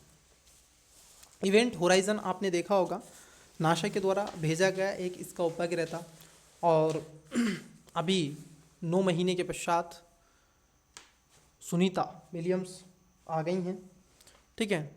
बड़े उनकी कंट्रोवर्सी बहुत ज़्यादा उनका रहा था सोशल मीडिया पे कि फंस गई हैं। तो बच्चे फंसते नहीं हैं, वो साइंटिस्ट हैं बेटा, वो ऐसे नहीं है कुछ भी है मुंह उठा के चल दिए, आम नागरिक नहीं है, वो साइंटिस्ट हैं, ठीक है। वो 9 महीने क्या, और 9 महीने वो रुक जाते, बस उनको क्या चाहिए, खाना पीना चाहिए, और वो सारी चीज़ें नासा उनको प्रोवाइड करवा रहा है, ठीक है। याद होगा आपको, उनके लिए गया था रॉकेट, फिर से वो खाना पहुंचा करके आ गया था। तो कई लोगों ने उसमें लिखा था कि वो उसमें भी तो बैठ के आ सकती थी अगर ऐसा था, लेकिन नहीं, फिर उन्होंने और रिसर्च किया वहाँ पे, अब वो आ गई हैं। तो ये खासतौर पर क्या है, ब्रह्मांड का एक प्रक्षेपण और बोध से संबंधित इसको रखा गया है, जो आपका क्या है, इवेंट होराइजन, ठीक है, जो चर्चाओं में रहता है। तो राइट आंसर हो जाएगा ऑप्शन नंबर ए। चलिए नेक्स्ट क्वेश्चन आपकी स्क्रीन पर है 45। भारत में कृषि के संदर्भ में प्राय समाचारों में आने वाले जीनोम अनुक्रमण, जिसको जीनोम सीक्वेंसिंग की तकनीकी का आसन्न भविष्य में किस प्रकार उपयोग किया जा सकता है। देखो, जब आप बायोटेक्नोलॉजी पढ़ते हैं और उसमें खासतौर पर एग्रीकल्चर पढ़ते हैं, या फिर मैं कहूँ सेल के बारे में आप पढ़ते हैं, तो वहीं पर आपको जीन एडिटिंग का मिलता है, जीन सीक्वेंसिंग का मिलता है, जीन इंजीनियरिंग मिलता है, जेनेटिक इंजीनियरिंग जिसको हम कहते हैं, मिलते हैं कि नहीं ये सब शब्द। तो वहीं से एक शब्द लिखा गया है जीनोम अनुक्रमण, मतलब कि आप देखोगे जीनोम जो आपकी सीक्वेंसिंग है। अब जीनोम सीक्वेंसिंग से क्या करते हैं हम, जैसे मान लीजिए ये आपका, अब मुझसे बनता तो नहीं है, फिर भी कोशिश करूँगा, आई एम ट्राइंग, ठीक है। मान लीजिए 1 सेकेंड, ये इस तरीके से ब्लड होता है कि नहीं, ये ब्लड होता है कि नहीं, ये डीएनए एक सेल है। अब मान लीजिए जीनोम सीक्वेंस से क्या होगा, हम इसका अध्ययन करेंगे, और यहाँ पर मान लीजिए एक होस्ट, ऐसा कोई वायरस यहाँ पर लग गया है ये, अब ये क्या करेगा, इसका अध्ययन कर लेगा एक सीक्वेंस में, और कहेगा यहीं पर एक अटैक हो गया है, यही है वो जो आपको बीमार कर रहा है, यही वो यहाँ पर जो आपका जीन है ये थोड़ी सी प्रॉब्लम क्रिएट कर रहा है, जिसके चलते आपको इसको ट्रांसप्लांट करना चाहिए। फिर उसके बाद जीन एडिटिंग करोगे या जेनेटिक इंजीनियरिंग करोगे। तो ये चर्चाओं में रहा है। तो सीक्वेंस से क्या करते हैं, एक सीक्वेंस में अध्ययन किया जाता है सभी आपकी, ठीक है, सेल का। आइए पहला स्टेटमेंट देखो, विभिन्न फसली पौधों में रोग प्रतिरोधन और का सहिष्णुता के लिए आनुवंशिक सूचकांकों का अभिज्ञान करने के लिए जीनोम अनुक्रमण का उपयोग किया जा सकता है। बिल्कुल सही बात है। यह तकनीकी खासतौर पर फसली पौधों की नई किस्मों को विकसित करने में लगने वाले जो आवश्यक समय को घटाने में मदद कर सकती है। इसका प्रयोग फसलों के पोषी रोगाणु संबंधों का समझने के लिए किया जा सकता है। अब देखो, ये क्वेश्चन बड़ा ही इंटरेस्टिंग आपको लग रहा होगा, क्योंकि इसने कहा है कि आ जा सकता है, ये हो सकता है, वो हो सकता है। मैं कहता हूँ जी हाँ, यहाँ पर सब हो सकता है। तो तीनों बातें आपकी यहाँ पर हो जाएंगी। मैंने कहा ना, जब सकता की बात आए और ख़ासतौर पर बायोटेक्नोलॉजी से रिलेटेड आपका क्वेश्चन हो, तो बस कहिएगा अगर सकता है ना, यहाँ पर भी सकता है, ये भी कर सकती है, और ये भी किया जा सकता है। तो ये जाती है या करता है, तो डी इसका राइट आंसर हो जाएगा। मैंने आपको मोटा मोटी बता दिया। कैस्पियर केस 9 आपने पढ़ा होगा 2019 में, जब आप देखोगे, ठीक है, उसमें आपको कैस्पियर केस 9 में भी क्वेश्चन पूछा है। तो यूपीएससी ऐसे क्वेश्चन पूछता है। 2022 आई थिंक, हाँ 22 में पूछा था आपसे टी सेल और बी सेल के बारे में, ठीक है। एक इसमें मैसेंजर सेल होती है और एक आपकी एंटीबॉडी बनाती है। देखिए नेक्स्ट, संसदीय स्वरूप के शासन का प्रमुख लाभ यह है कि, देखो संसदीय शासन के जो प्रमुख होते हैं उसका लाभ क्या होगा, संसदीय स्वरूप के शासन का क्या लाभ है? पहला, कार्यपालिका और विधानमंडल दोनों स्वतंत्र रूप से कार्य करते हैं। यह नीति की निरंतरता प्रदान करता है और यह अधिक दक्ष है। कार्यपालिका विधानमंडल के प्रति उत्तरदायी रहता है। सरकार के अध्यक्ष को निर्वाचन के बिना नहीं बदला जा सकता। अब देखो, बड़ा ही अच्छा क्वेश्चन आपसे पूछ लिया है और मैं कहूँगा आपकी सोच पर ही आधारित है। ठीक है, बताइएगा। जो आपकी संसदीय शासन है, पार्लियामेंट्री सिस्टम आपने पढ़ा होगा क्योंकि पॉलिटी के स्टूडेंट्स हैं। संविधान का आर्टिकल कौन सा है बताइएगा कमेंट्स में। संविधान का आर्टिकल है आपका 79। अब 79 कहता है कि भारत में एक संसद होगी कि जिसके 2 सदन होंगे और 3 अंग होंगे। 2 सदन में आप कहोगे राज्यसभा, लोकसभा, और अंगों में यहाँ पर प्रेसिडेंसी को शामिल कर लेते हैं, प्रेसिडेंस को। और इसी में अलग अलग तरीके से चर्चाएं परिचर्चाएं हैं आपकी। ये आर्टिकल 80 में इसकी चर्चा की गई है और 81 में लोकसभा की चर्चा की गई। तो इन सबको क्या है, एक बार पुनः पढ़िएगा। देखिए, अब ये जो खास तौर पर लाया गया संसदीय शासन व्यवस्था क्या उल्लेखनीय क्यों रखा गया, क्योंकि भारत तो मिश्रण व्यवस्था है, तो इसका उद्देश्य सबसे बड़ा ये रखा गया जो आपकी कार्यपालिका होती है वो विधानमंडल के प्रति उत्तरदायी होती है कि सरकार, देखो कार्यपालिका का मतलब यहाँ पर क्या है, सरकार, और विधायिका का मतलब है कि वह जो संसद के सदस्य हैं, पूरी संपूर्ण संसद, उसका आप मान लीजिए लोकसभा या राज्यसभा भाग हो सकता है। तो जो कार्यपालिका है, सरकार किस तरीके से काम कर रही है, किसके प्रति होगी, ये विधानमंडल के प्रति होगी। Got it? चलिए नेक्स्ट। तो राइट आंसर ऑप्शन नंबर इसका सी हो जाएगा। छोटे छोटे क्वेश्चन हैं, अच्छे अच्छे हल्के हल्के क्वेश्चन हैं, बताइएगा। हमने नहीं लिया ये पेपर यूपीएससी ने लिया है 2017 में। यूपीएससी की वेबसाइट से हमने इसको लिया है और आपसे डिस्कस कर रहे हैं।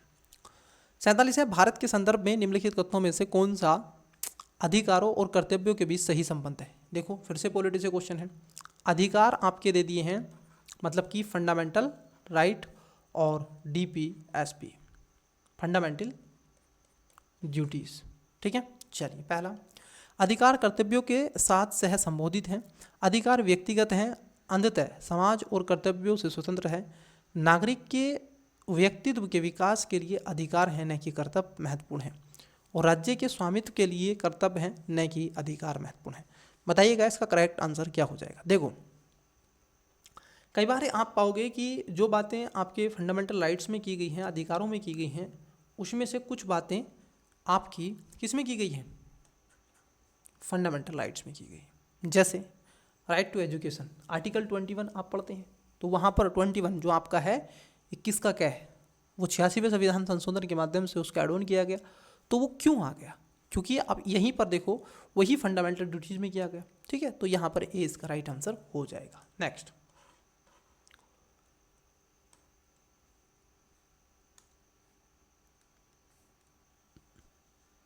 क्वेश्चन आपका 48, भारत के संविधान के निर्माताओं के मत निम्नलिखित में से किस में प्रतिबिंब होता है? बड़ा ही इजी सा क्वेश्चन है, इसका राइट आंसर क्या करेंगे, 48 का करेक्ट आंसर आप कमेंट्स करेंगे। ठीक है, बहुत ही इजी सा है। संविधान निर्माताओं का जो मत आपको कहीं पर मिलता है तो वो कौन सा ऐसा है, उद्देशिका, फंडामेंटल राइट्स मतलब कि डीपीएसपी, और इन सब के अलावा फंडामेंटल ड्यूटीज यही है, और इनको अच्छे से भी कवर कर लीजिएगा। बताइएगा इसका करेक्ट आंसर क्या है। देखिए, ये बहुत बढ़िया क्वेश्चन आपसे पूछा है, मैपिंग बेस्ड क्वेश्चन है, इसको मैपिंग बेस्ड क्वेश्चन आप कहना चाहिए। ठीक है, ये मैपिंग बेस्ड क्वेश्चन है। यदि आप कोहिमा से कोट्यम की यात्रा सड़क मार्ग से करते हैं, कहाँ से, कोहिमा, 1 सेकेंड रुकिएगा, मैं आपको कुछ यहाँ पर रिकॉल करवाना चाहूँगा। यहाँ से कह रहे हैं, ये यहाँ से कोहिमा, नागालैंड की कैपिटल है कोहिमा। ठीक है, कोहिमा। अब ये कोहिमा से चलना शुरू कर रहे हैं और कहाँ, अपने मूल स्थान पर गंतव्य स्थान को मिलाकर भारत के अंदर किसके राज्यों से होकर, मतलब कि कोहिमा से कोयट्टम तक जाना है, यहाँ तक आना है इनको भाई साहब को, ये तमिल में।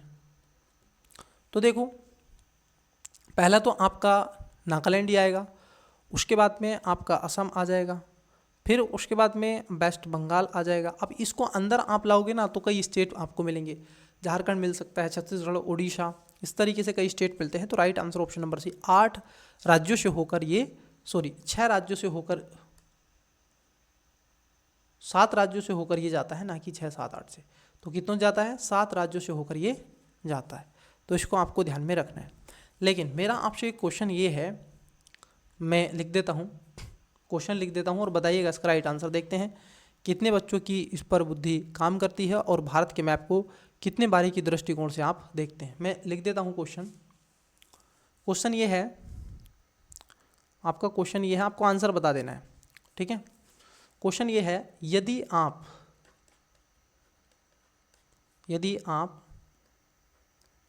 उत्तराखंड से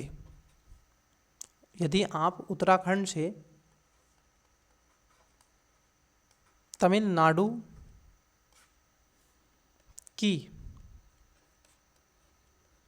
पद यात्रा करते हैं तो कुल मिलाकर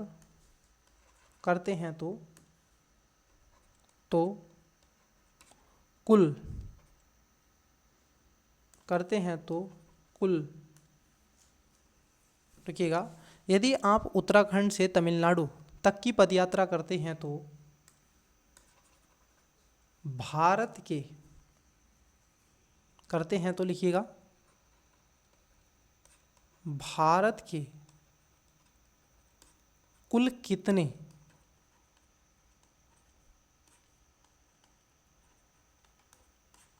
राज्यों से होकर गुजरना पड़ेगा। ठीक है, ऑप्शंस दे देते हैं हम आपको, ऑप्शंस दे देते हैं।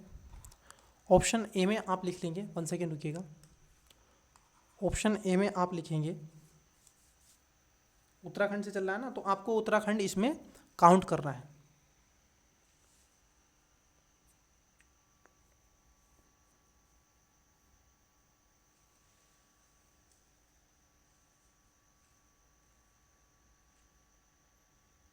ऑप्शंस हम दे देते हैं। पहला ऑप्शन आप ले लेंगे,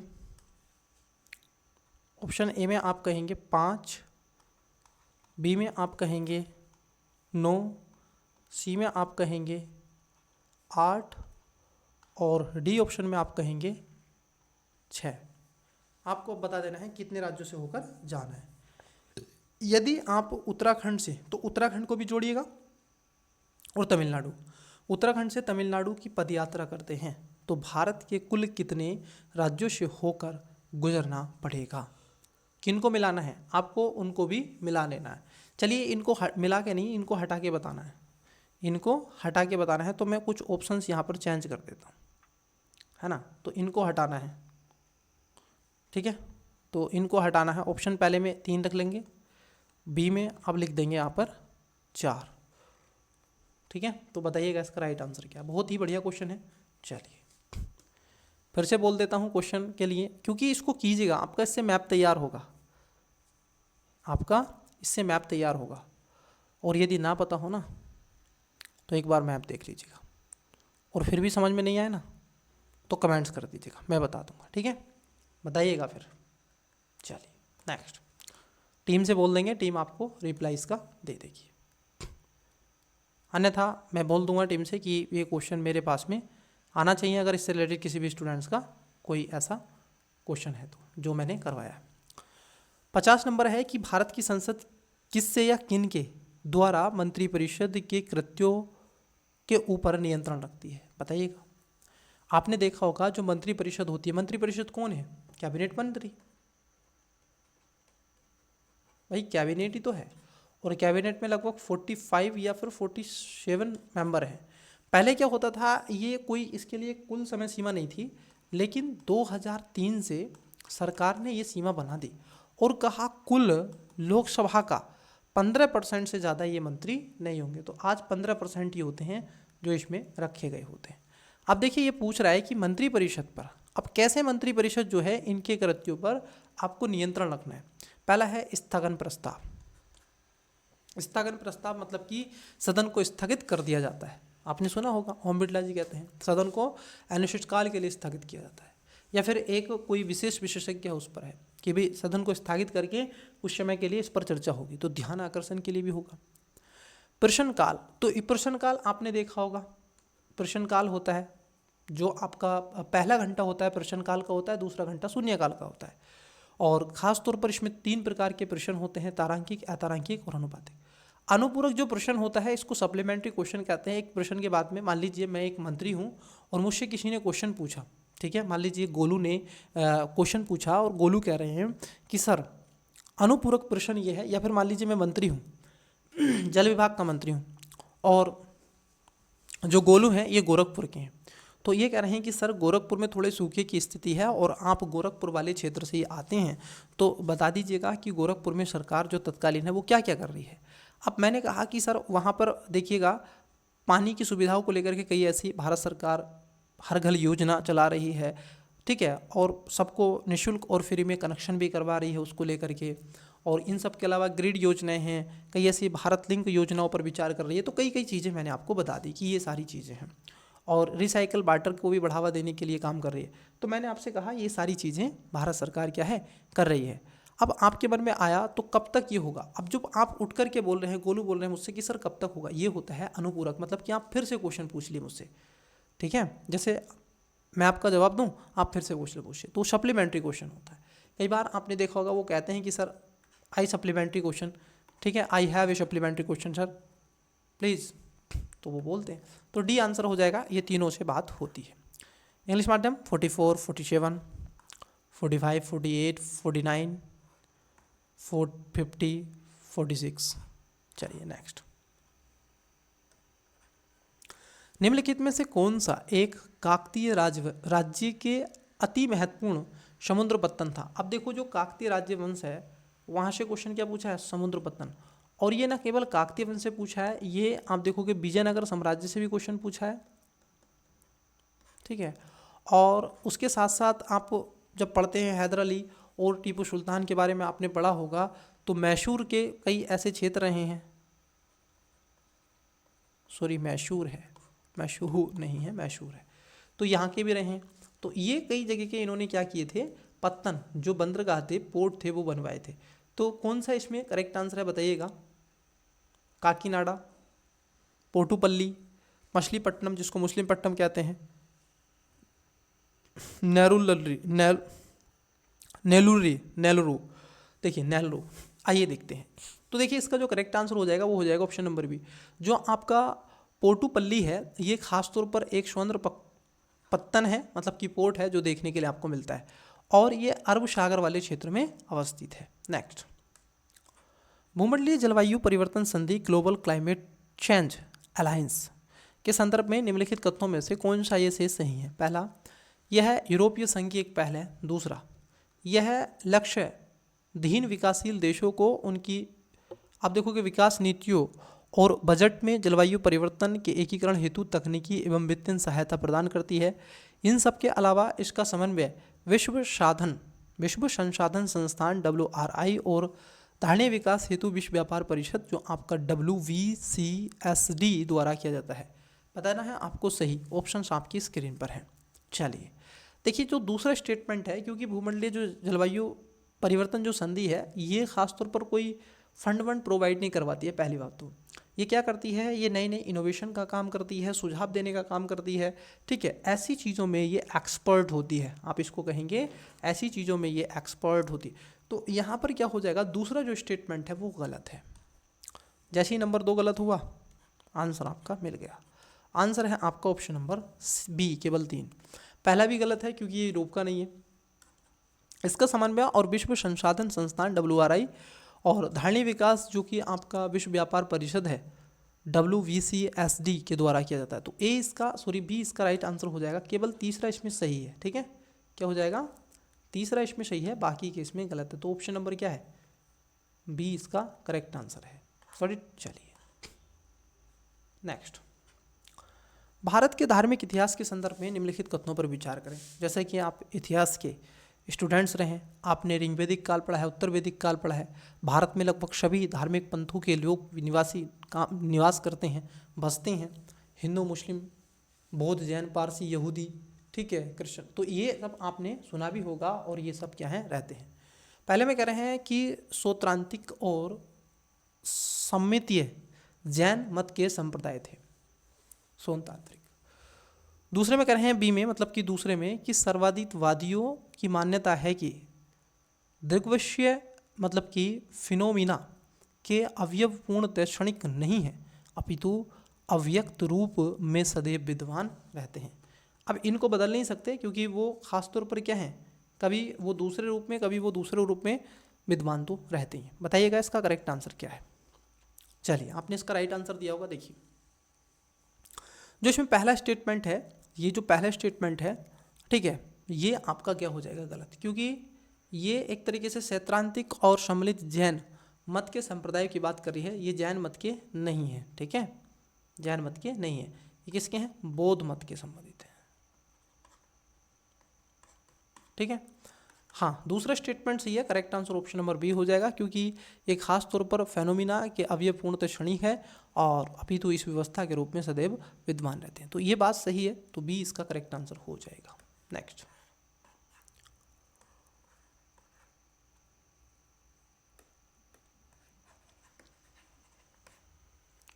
क्वेश्चन है आपका भूमध्य सागर। बहुत ही इजी सा क्वेश्चन है। भूमध्य सागर निम्नलिखित में से किन देशों की सीमा है? बड़ी इजी क्वेश्चन है। भूमध्य सागर आपने पढ़ा है ना, मेडिटेरियन सी, तो आपको बता देना है, जॉर्डन है, इराक है, लेबनान है, सीरिया है। इससे इजी क्या होगा, क्या जॉर्डन के साथ में सीमा लगती है? ये देखिएगा, तो जॉर्डन के साथ में सीमा नहीं लगती है। जॉर्डन लैंडलॉक कंट्री नहीं है, बल्कि आप देखोगे इधर नीचे रेड सी के ऊपर जब आप जाओगे अकावा के साथ में लगता है। क्या लेबनान के साथ है? हाँ। क्या सीरिया के साथ है? हाँ। इराक के साथ है, तो राइट आंसर हो जाएगा। देखो, इराक के साथ में सीरिया के साथ में लगता है क्या? लगता है। लेबनान के साथ लगता है? लगता है। इराक के साथ में नहीं लगता है। सी इसका राइट आंसर हो जाएगा। चलिए नेक्स्ट, मैपिंग से क्वेश्चन है, तो इस क्वेश्चन को थोड़ा सा ध्यान में आप रखें तालिबान के दृष्टिकोण से, या जो अभी लगातार इजराइल में हो रहा है उसको दृष्टिकोण से। राफा बॉर्डर क्या है, उसके कई ऐसे पोट और पत्तन रहे।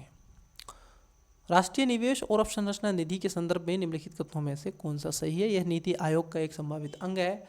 वर्तमान में इसकी जो आप देखोगे कार्पस है वो कितनी है? 4 लाख करोड़ रुपए है। और बतानी है आपको कौन सा सही है, बताओ 55 का। देखिए, खासतौर पर जो राष्ट्रीय निवेश अवसंरचना निधि है, ये पहली बात तो अगर आप देखें तो नीति आयोग के द्वारा नहीं है, और वर्तमान में इसकी जो कार्पस है वो लगभग 4 जो लाख करोड़ है वो भी नहीं है। तो दोनों बातें क्या हैं, गलत हो जाएंगे। करेक्ट आंसर हो जाएगा ऑप्शन नंबर डी। नेक्स्ट,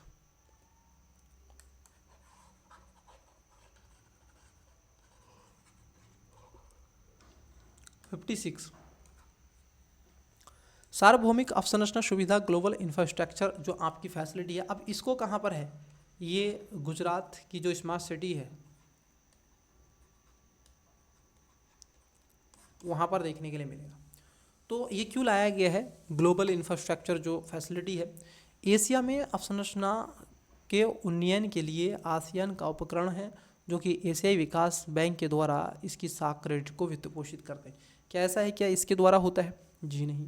ये क्या है? एक तरीके से आप देखो, गैर सरकारी क्षेत्रक और संस्थागत निवेशकों की पूंजी का संग्रहण कर सकने के लिए विश्व बैंक का सहयोग है, जो जटिल अवसंरचना, सरकारी गैर भागीदारी पीपीपी की तैयारी और संरचना निर्माण को सुकर बनाता है। यही इसका क्या हो जाएगा? करेक्ट आंसर हो जाएगा, क्योंकि ये सार्वभौमिक अवसंरचना सुविधा की बात करता है। Next, English medium 51, 54, 52, 55,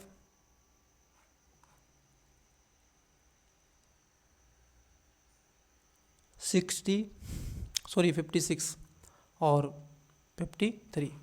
next, 57 number.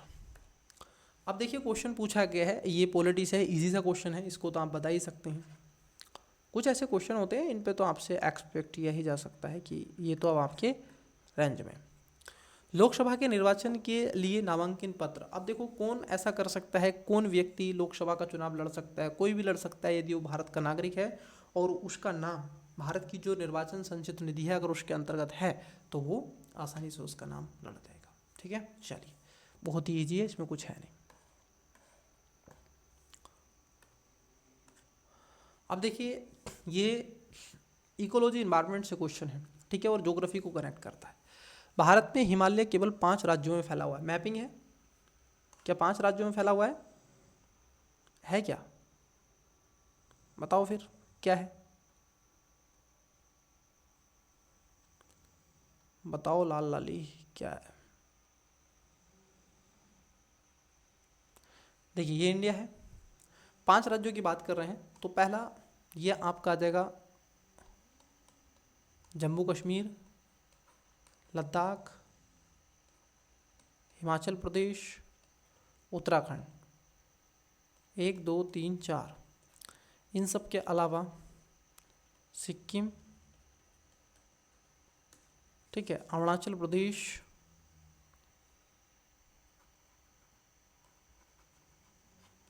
ठीक है, उसके बाद में नागालैंड, मणिपुर, मिजोरम। क्योंकि ये जो नॉर्थ ईस्ट का रीजन है ये आज भी आप देखोगे इसी हिमालय के क्षेत्र का एक पार्ट के रूप में आता है। तो इसमें ना केवल आपके 5 हैं बल्कि 7 आप कह सकते हैं कि 7 ऐसे इसमें स्टेट या फिर राज्य रखे गए। तो पहला स्टेटमेंट गलत है। पश्चिमी घाट केवल 5 राज्यों में फैला हुआ है। पुलिकट झील केवल 2 राज्यों में फैली है। पुलिकट जो झील है ये केवल 2 राज्यों में आपको मिलेगी देखने के लिए, और 2 राज्यों में एक तो आपका उड़ीसा और आंध्र प्रदेश वाले क्षेत्र पर आपको मिले। सॉरी ये जो पुलिकट झील है, ये पुलिकट जो झील है 2 स्टेट हैं, एक है आपका तमिलनाडु और एक है आपका आंध्र प्रदेश AD, ठीक है। बाकी का ये दूसरा स्टेटमेंट गलत है। ये कह रहे हैं आपसे कि पश्चिमी घाट पर केवल 5 राज्य फैले हुए। बताइएगा केवल 5 है क्या? ये गलत है। राइट आंसर हो जाएगा ऑप्शन बी। कौन कौन से हैं? 5 राज्यों की बात कर रहे हैं। गुजरात है आपका, ठीक है, महाराष्ट्र है, गोवा है, कर्नाटक है और केरल है, तमिलनाडु है। तो 6 हैं, 5 नहीं बच्चे, 6 हैं। तो ऑप्शन नंबर बी इसका करेक्ट आंसर हो जाएगा। नेक्स्ट,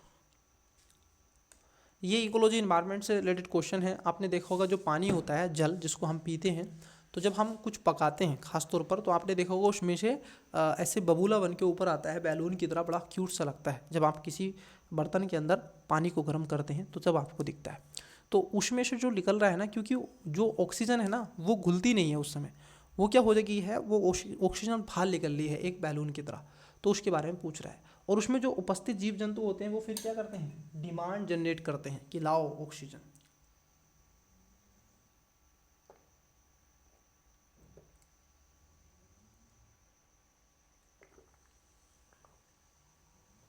तो पहला स्टेटमेंट है इसमें,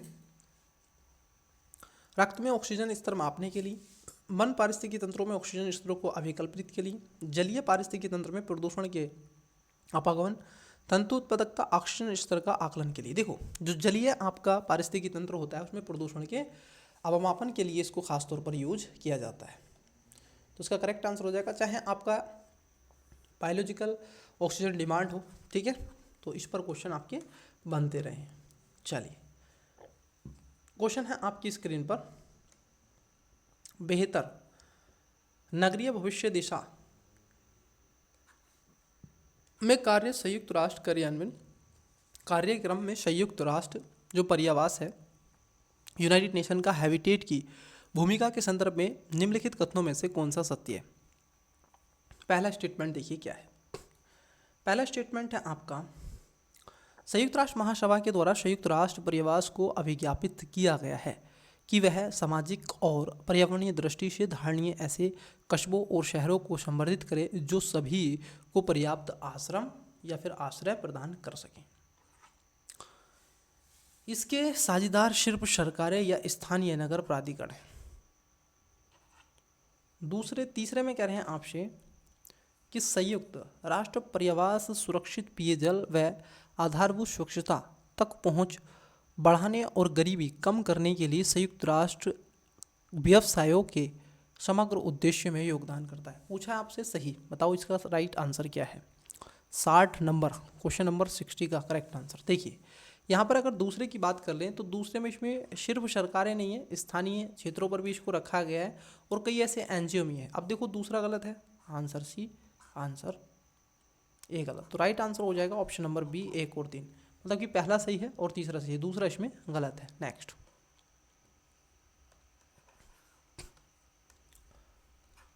राष्ट्रीय कौशल योग्यता फ्रेमवर्क मतलब कि आपका जो है NSQF के संदर्भ में निम्नलिखित कथनों में विचार कीजिए। पहला, NSQF के अधीन शिक्षार्थी सक्षमता का प्रमाण पत्र केवल औपचारिक शिक्षा के माध्यम से ही प्राप्त कर सकता है, केवल। दूसरा, NSQF के क्रियान्वयन का एक प्रत्याशित परिणाम व्यावसायिक और सामान्य शिक्षा के माध्यम संचरण से है। तो पूछा गया है प्रयोग कर सही, तो बताइएगा इसका राइट आंसर क्या है। बहुत ही अच्छा क्वेश्चन आपसे पूछा है। तो देखो सभी, पहला वाला गलत है, दूसरा वाला सही है कि ये क्रियान्वयन के लिए जो आपका राष्ट्रीय कौशल योग्यता फ्रेमवर्क है, ठीक है, तो इसको जो रखा गया है नेशनल स्किल क्वालिफिकेशन जो आपका फ्रेमवर्क है, ये एक तरीके से प्रत्याशित परिणाम और व्यावसायिक और सामान्य शिक्षा के मध्य संचरण की बात करता है। तो पहला गलत है, दूसरा सही है। 20 का राइट आंसर हो जाएगा ऑप्शन केवल 2। इंग्लिश माध्यम 57, 60 के ऑप्शन 58, 61 और 59। नेक्स्ट 62। भारतीय इतिहास के संदर्भ में द्वैध शासन DRK सिद्धांत किसे निर्दिष्ट करता है। अब देखो मैंने आपको बताया था DRK सिद्धांत, जब आप 2016 का प्रीवियस क्वेश्चन पेपर सोल्व कर रहे थे तो DRK के बारे में आपसे पूछा गया था और मैंने वहाँ पर आपको बताया था। देखो 16 में क्वेश्चन पूछ लिए, 17 में भी क्वेश्चन पूछ लिए। पहला है केंद्रीय विधानमंडल का 2 शब्दों में विभाजन। दूसरा, 2 सरकारें अर्थात केंद्र और राज्य स्थानों की। ये बहुत बकवास के क्वेश्चन है। 2 शासक समुच्चय, एक लंदन में और दूसरा दिल्ली में। नहीं, प्रांतियों को प्रयोजित किए गए 2 विषयों के क्या है वर्गों में विभाजन से रिलेटेड इसको रखा गया है, ना कि इन सबसे। तो करेक्ट आंसर क्या ऑप्शन नंबर डी हो जाएगा, क्योंकि जो सब्जेक्ट है उसको विभाजित करना है 2 फैक्टर। तो डी इसका करेक्ट आंसर हो जाएगा। चलिए नेक्स्ट। ये कह रहे हैं आपसे कि नेशनल करियर सर्विस के संदर्भ में निम्नलिखित कथनों पर विचार करें। आपने भी करा है ना, आप भी थोड़ा सा विचार करते रहिएगा। नेशनल जो आपकी ठीक है करियर सर्विस के बारे में थोड़ा सा जानते रहिएगा। हालांकि यूपीएससी को अपना दिए 1-2 साल, अगर आपके पास है तो जम के मेहनत करें। 1-2 साल दें सही से, 2-3 साल हो सके तो, क्योंकि एक बार अगर आपका लिस्ट में नाम आ गया फिर समझ लीजिएगा पूरे ही सिस्टम चेंज हो जाएगा आपका। और इतना बड़ा पद क्या है अगर आपके 2-3 साल लग जाए तो। नेशनल करियर सर्विसेज के बारे में पूछा गया है। पहला, नेशनल करियर सर्विस एक तरीके से कार्मिक और प्रशिक्षण विभाग भारत सरकार का एक उपक्रम है। दूसरे में कह रहे हैं नेशनल करियर सर्विस को देश के खासतौर पर शिक्षित युवाओं के लिए रोजगार के अवसर के संवर्धन के लिए मिशन के रूप में प्रारंभ किया गया है। पूछा गया है कौन सा ये सही है। 63 का बताइएगा राइट आंसर। देखो दोनों इसमें गलत हैं, पहला भी गलत है दूसरा भी। करेक्ट आंसर हो जाएगा ऑप्शन नंबर डी। सही आपसे पूछा था तो इसका right answer option number D है। नेक्स्ट क्वेश्चन है निम्नलिखित कथनों में से कौन सा हाल ही में समाचारों में आए दबाव युक्त परिसंपत्तियों, मतलब कि आपसे पूछा गया scheme for sustainable restructuring fund trust, मतलब कि एक्सचेंज जो इसमें S4A सर्वोत्तम रूप से वर्णन किया गया जो परिसंपत्ति हैं उसकी बात कर रहे हैं। मतलब कि आपको हो गए NP की बात यहाँ पर हो रही है। पहला, ये सरकार द्वारा विकासात्मक परियोजनाओं की परिसंपत्तियों की कीमतों पर विचार करने की पद्धति के रूप में आता है। क्या इससे रिलेटेड इसको रखा गया है, या फिर यह वास्तविक कठिनाइयों का सामना कर रही बड़ी कॉरपोरेट इकाइयों और वित्तीय संरचना के पुनर्संचरण के लिए भारतीय रिजर्व बैंक की स्कीम है। दूसरे में कह रहे हैं यह केंद्र सार्वजनिक क्षेत्र उपक्रमों के बारे में सरकार की निवेश योजना। डी, यह सरकार द्वारा हाल ही में क्रियान्वित आप देखोगे इंसॉल्वेंसी एंड बैंक्रप्सी कोड का एक महत्वपूर्ण उदाहरण। नहीं, ये सब बकवास की जा रही है यहाँ पे आपसे, ठीक है। यहाँ पे ये आधी से ज़्यादा आपसे क्या है बकवास कर ली है, ये बकैती की हैं, ये बकैती। 20 का करेक्ट आंसर होगा कि यह वास्तविक कठिनाइयों का सामना कर रही बड़ी कॉरपोरेट इकाइयों की वित्तीय संरचना के पुनर्सरण, ठीक है, पुनर्संचरण के लिए भारतीय रिजर्व बैंक की एक स्कीम है। तो इसमें बी राइट आंसर आ जाएगा। कौन सा? बी। नेक्स्ट,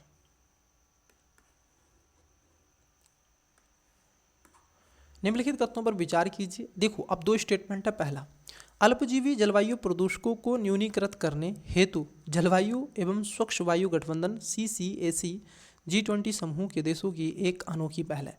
क्या ये G20 के सदस्य देशों ने इसको शुरू किया गया था? तो आप कहोगे जी नहीं, ये गलत है।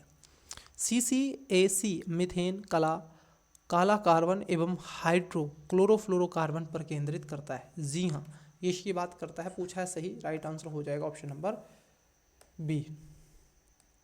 चलिए नेक्स्ट।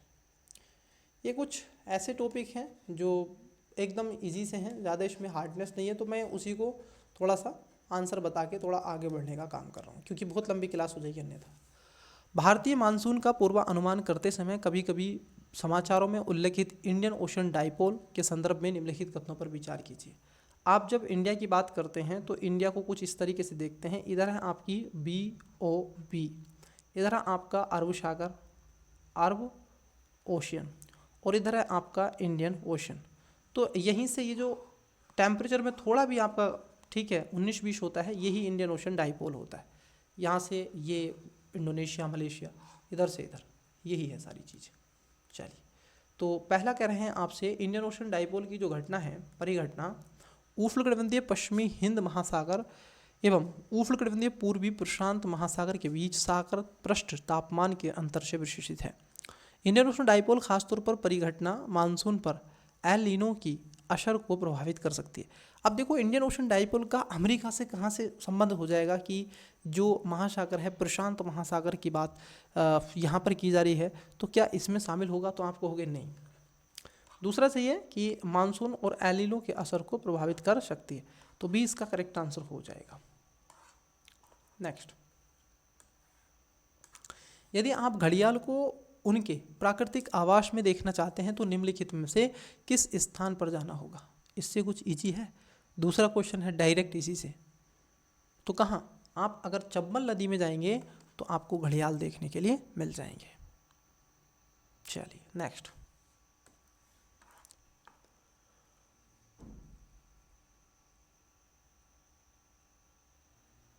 इंग्लिश वाले बच्चे 62 का, 65 का, 63, 66 का और 64 का और 67 का। चलिए राइट आंसर दें। अच्छा, इसका भी करेक्ट आंसर दें। 1 सेकेंड, आप इसका करेक्ट आंसर दें। मैं ना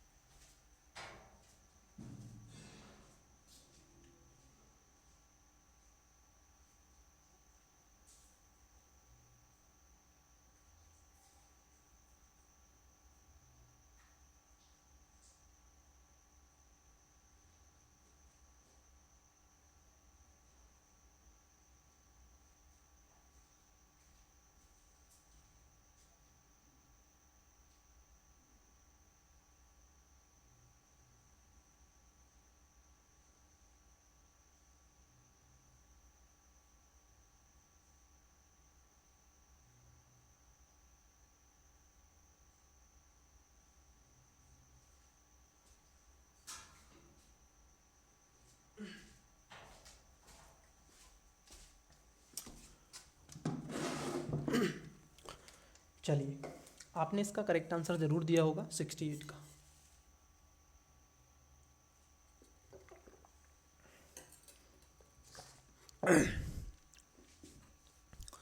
अभी देखो, हमने जो आपसे चर्चा की थी इंडियन ओशन डाइपोल पर की थी, अब ये किससे आ रहा है? ये पूछ रहा है आपसे हिंद महासागर नौसैनिक परिसंवाद मतलब कि सिंपोजियम मतलब कि IONS के संबंध में निम्नलिखित कथनों पर विचार करें। पहला, प्रारंभिक इनागुरल मतलब कि IONS भारत में 2015 में भारतीय नौसेना की अध्यक्षता में हुआ था। IONS एक स्वैच्छिक पहल है जो हिंद महासागर के क्षेत्रीय समुद्र तटवर्ती देशों स्टेटस की नौसेनाओं के बीच में समुद्र सहयोग को बढ़ावा देना चाहता है। अब ये पूछ रहे हैं कौन सा सही है, ठीक है, क्वेश्चन नंबर 68 का ये पूछ रहे हैं कौन सा सही है। देखो, जो आपका हिंद महासागर नौसैनिक परिसंवाद है, ठीक है, अब ये 2015 में भारत में खासतौर पर नहीं था, ये गलत है।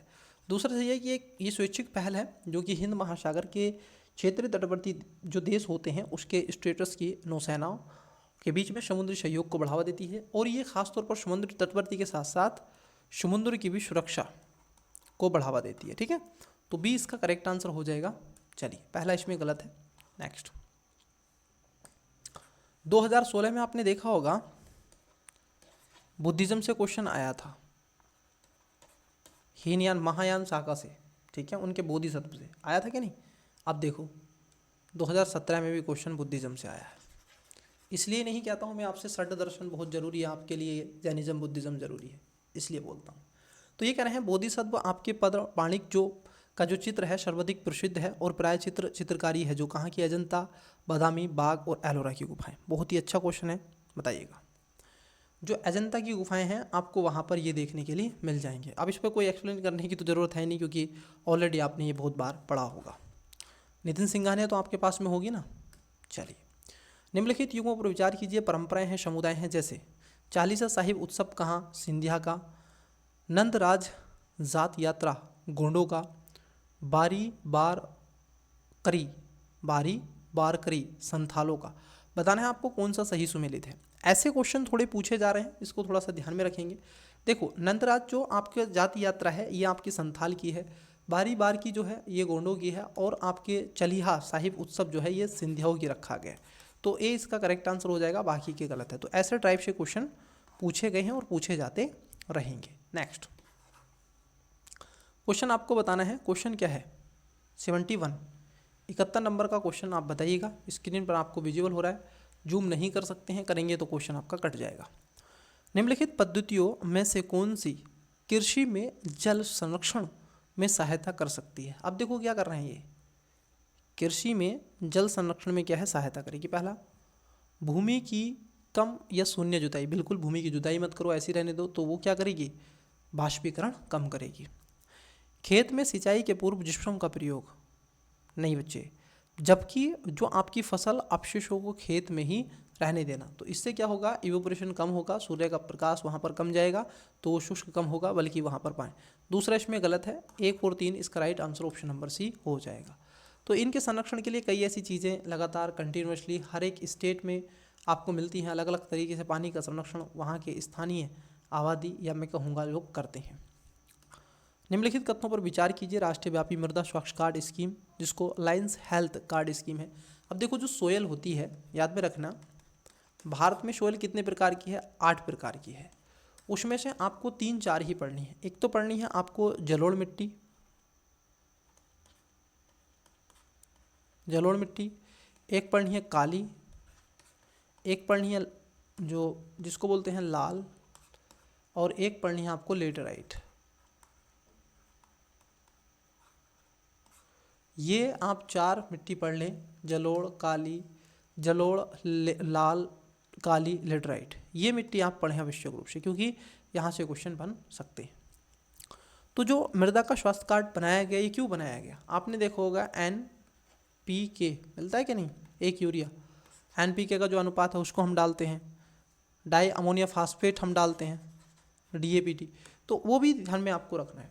तो इससे क्या होगा, सिंचित कृषि योग्य क्षेत्र का विस्तार करना, मृदा गुणवत्ता के आधार पर किसानों को दिए जाने वाले ऋण की मात्रा के आकलन में बैंकों का शामिल, यह कृषि भूमि में उर्वरकों के अति उपयोग को रोकना। देखो, ये ना तो आपको क्या करेगा कि ऋण दिलवाने में काम करे, कि आपको ऋण वण दिलवाएगा, तो दूसरा गलत है।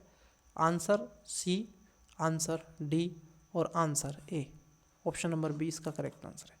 और ये सिंचित कृषि योग्य का क्षेत्र को विस्तार क्यों करेगा यार, विस्तार क्यों करना चाह रहे हो आप, क्या आप वनों को काटना चाह रहे हैं कि वन काट दो, नहीं सर, ऐसा नहीं होगा।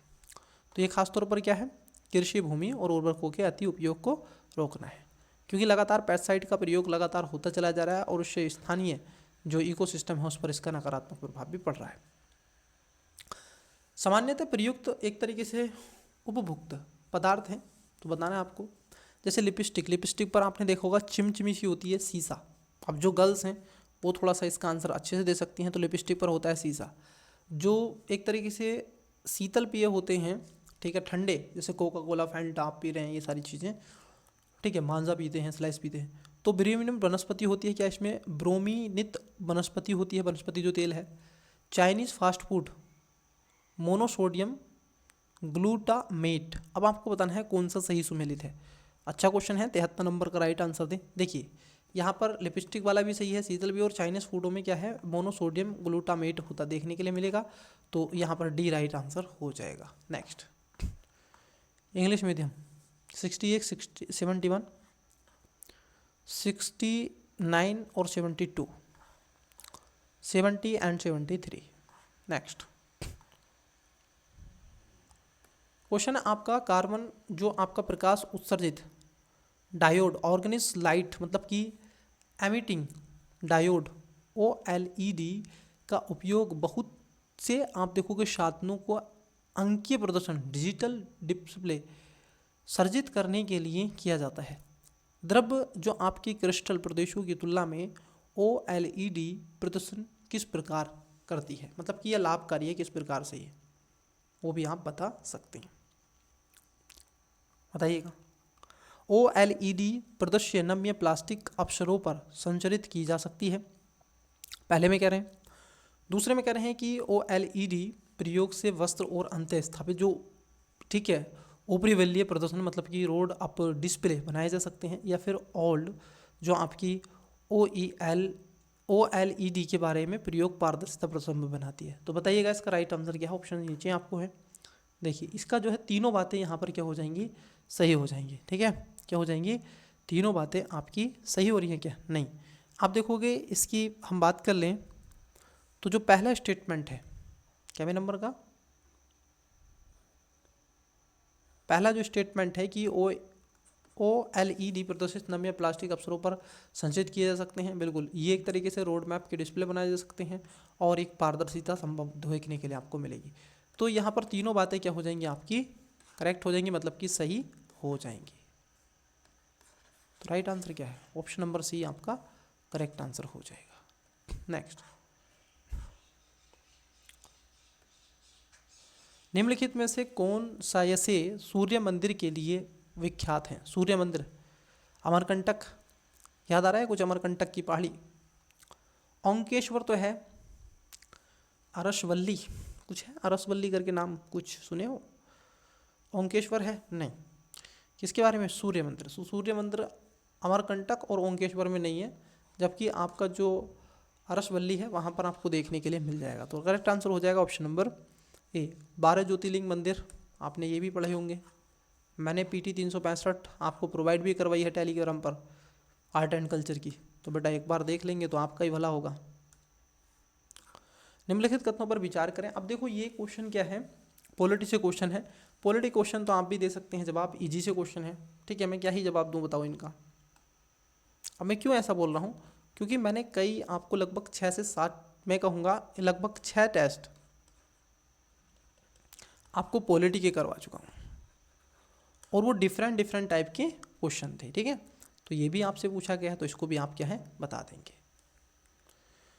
लोकसभा अथवा राज्य की विधानसभाओं के निर्वाचन में जीतने वाले उम्मीदवार को निर्वाचित घोषित किए जाने वाले या किए गए मतों का कम से कम 50% पाना अनिवार्य है। देखो 50% का कोई क्राइटेरिया नहीं है यहाँ पे, कितना है 50% + 1, ये क्राइटेरिया है। भारत में संविधान में अधिकाथित उपबंधों के अनुसार लोकसभा में अध्यक्ष का पद बहुमत वाले दल को तथा उपाध्यक्ष का पद विपक्ष को जाता है। ये बहुत कंट्रोवर्सी रही थी इसमें अभी, क्योंकि चर्चाओं में रहा था, नई लोकसभा गठित हुई, तो ये चीज़ें भी आपने देखी होंगी। तो बताइएगा इसका राइट आंसर क्या है। नेक्स्ट,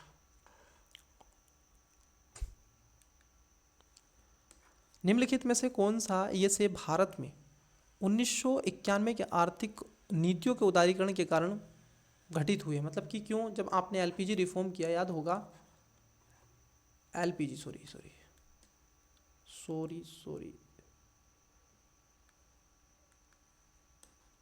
LPG, जब हमने LPG रिफॉर्म किया, लिबरलाइजेशन, प्राइवेटाइजेशन और ग्लोबलाइजेशन, तो उस समय क्या क्या इसने साइड इफेक्ट डाले, जैसे GDP में कृषि का अंश बृहद रूप से बढ़ा, देखो बढ़ा नहीं, उसके बाद में तो घट गया, काहे बकवास कर रहे हो।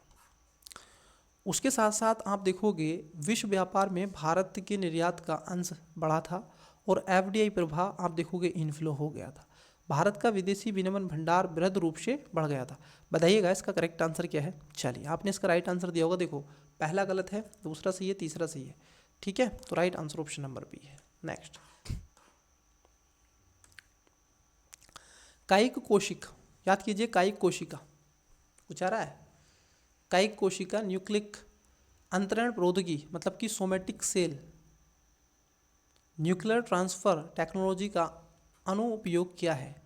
तो इससे क्या कर सकते हो आप, इससे आप देखोगे क्लोनिंग कर सकते हैं, जंतुओं की जननीय क्लोनिंग की जा सकती है। ठीक है, तो ऑप्शन नंबर सी इसके करेक्ट आंसर आ जाएगा।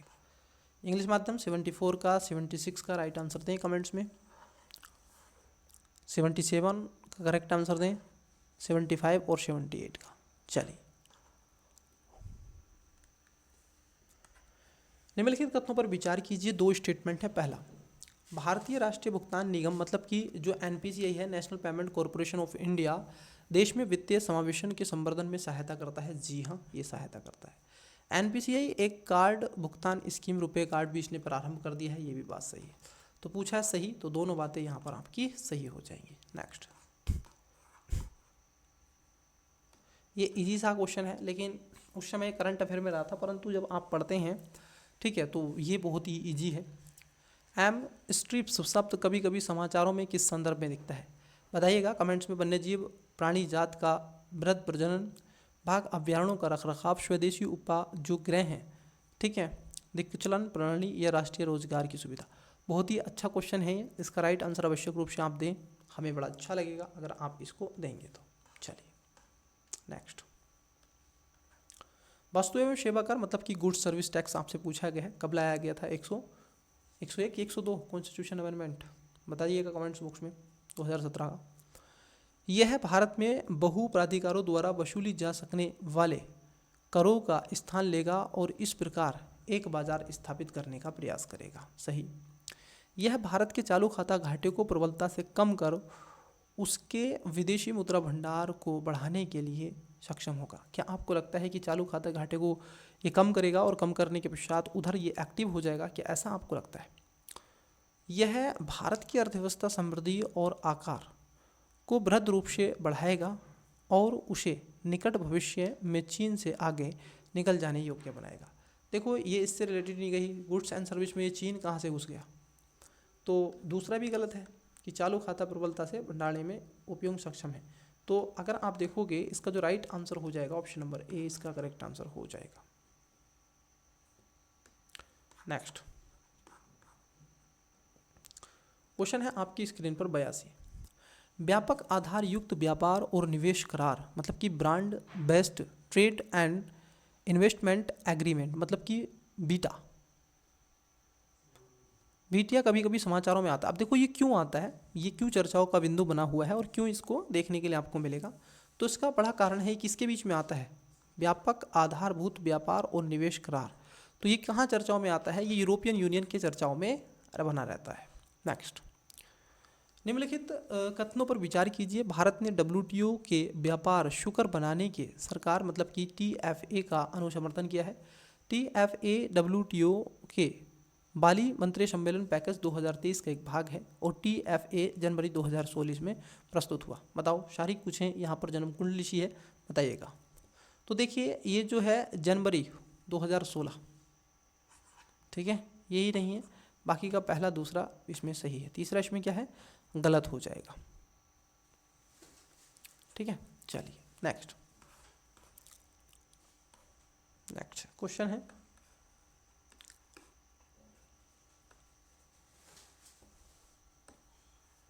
भारत द्वारा चाबहार बंदरगाह विकसित करने का क्या महत्व है। मतलब कि अगर आप चाबहार बंदरगाह विकसित कर रहे हैं तो उससे क्या चाहते हैं आप। चाबहार बंदरगाह जो कि आपका ईरान वाले रीजन से फिर आपको मध्य एशिया तक लेकर जाएगा, अफ्रीकी देशों में नहीं। ये अफ्रीका से कहाँ से आ गया चाबहार बंदरगाह। तेल उत्पादक शब अरब देशों से भारत के संबंध सुदृढ़ होंगे, नहीं। इसमें अफगानिस्तान और मध्य एशिया में पहुंचने के लिए भारत को पाकिस्तान पर निर्भर नहीं होना पड़ेगा। पाकिस्तान, इराक और भारत के बीच गैस सप्लाई नहीं, ये काम नहीं करेगा, बल्कि इसका सी राइट आंसर हो जाएगा। नेक्स्ट बताइएगा 79 का, 82 का, 80, 83, 81 और 84। नेक्स्ट देखिए क्वेश्चन क्या है। भारत में साइबर सुरक्षा घटनाओं पर रिपोर्ट करना निम्नलिखित में से किसके या किन के लिए विधिक अध्यादेश है। अब देखो, आप साइबर सुरक्षा पर रिपोर्ट कर रहे हैं तो सेवा प्रदाता, सर्विस प्रोवाइडर पर, डेटा सेंटर पर, कॉरपोरेट जो आपका निकाय है बॉडी कॉर्पोरेट पर, तो आप क्या करेंगे, इन सब पर क्या कर सकते हैं, आप कंप्लेंट कर सकते। तो इसका जो, क्योंकि अपने जो सुरक्षा है उसको सुरक्षित रखना है, तो आप वहाँ पर अधिदेश दे सकते हैं। तो डी इसका करेक्ट आंसर हो जाएगा।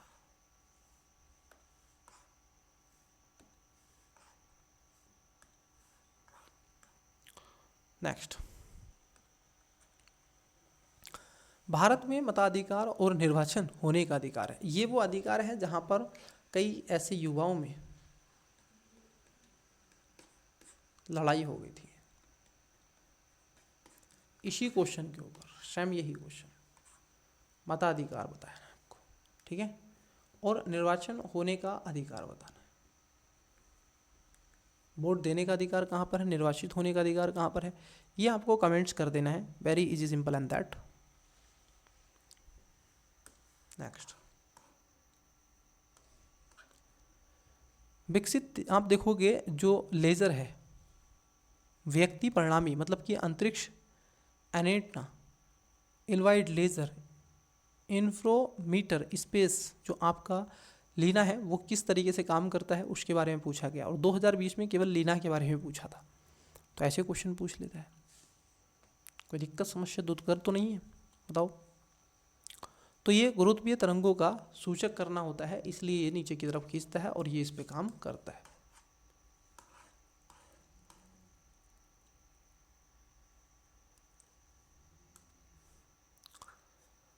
विधांजलि योजना क्या प्रयोजन है, मतलब कि जो विधांजलि योजना लाई गई इसका क्या प्रोपोजिशन है, ठीक है।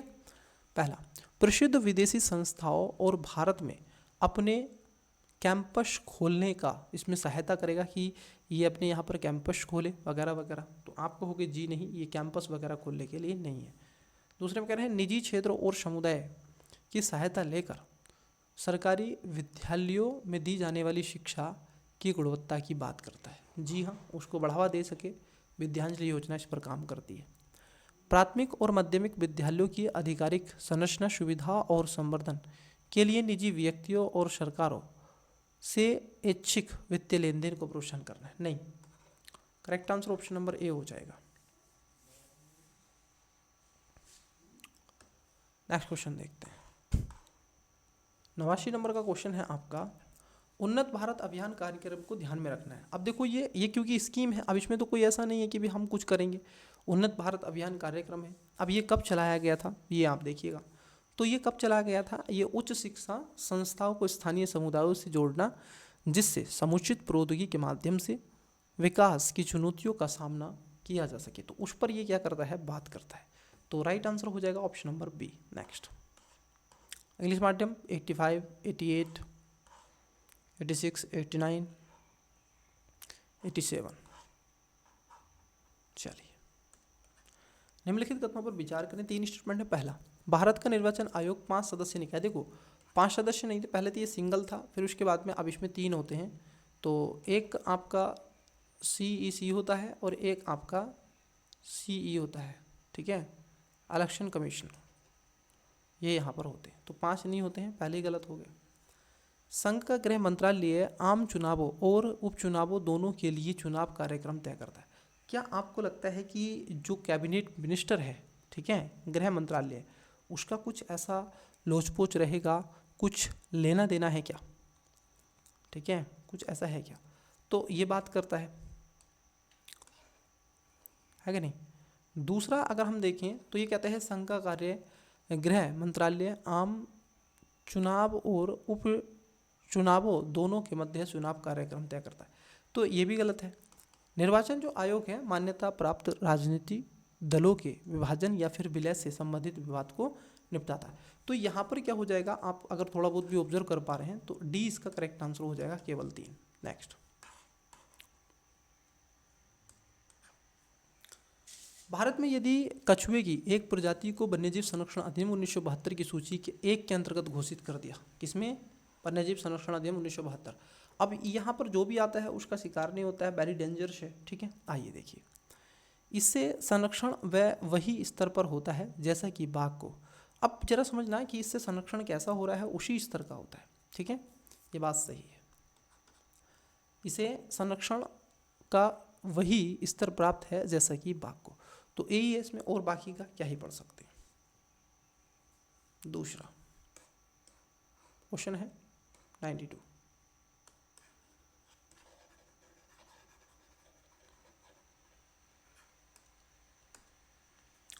भारत में न्यायिक पुनरीक्षण का अर्थ है, न्यायिक पुनरीक्षण मतलब कि जुडिशरी रिव्यू, वो अपने निर्णयों पर पुनः निर्णय ले सकती है, जैसे कि विधायों या विधियों और कार्यपालक आदेशों की संवैधानिकता के विषय में आप देखोगे प्रख्यापन करने की, ठीक है, न्यायालिका जो आपकी न्यायपालिका है उसके अधिकार की बात करता है। तो ये बात सही है, ये उसी के अधिकार होंगे, बाकी का बी और सी एंड डी रॉन्ग है।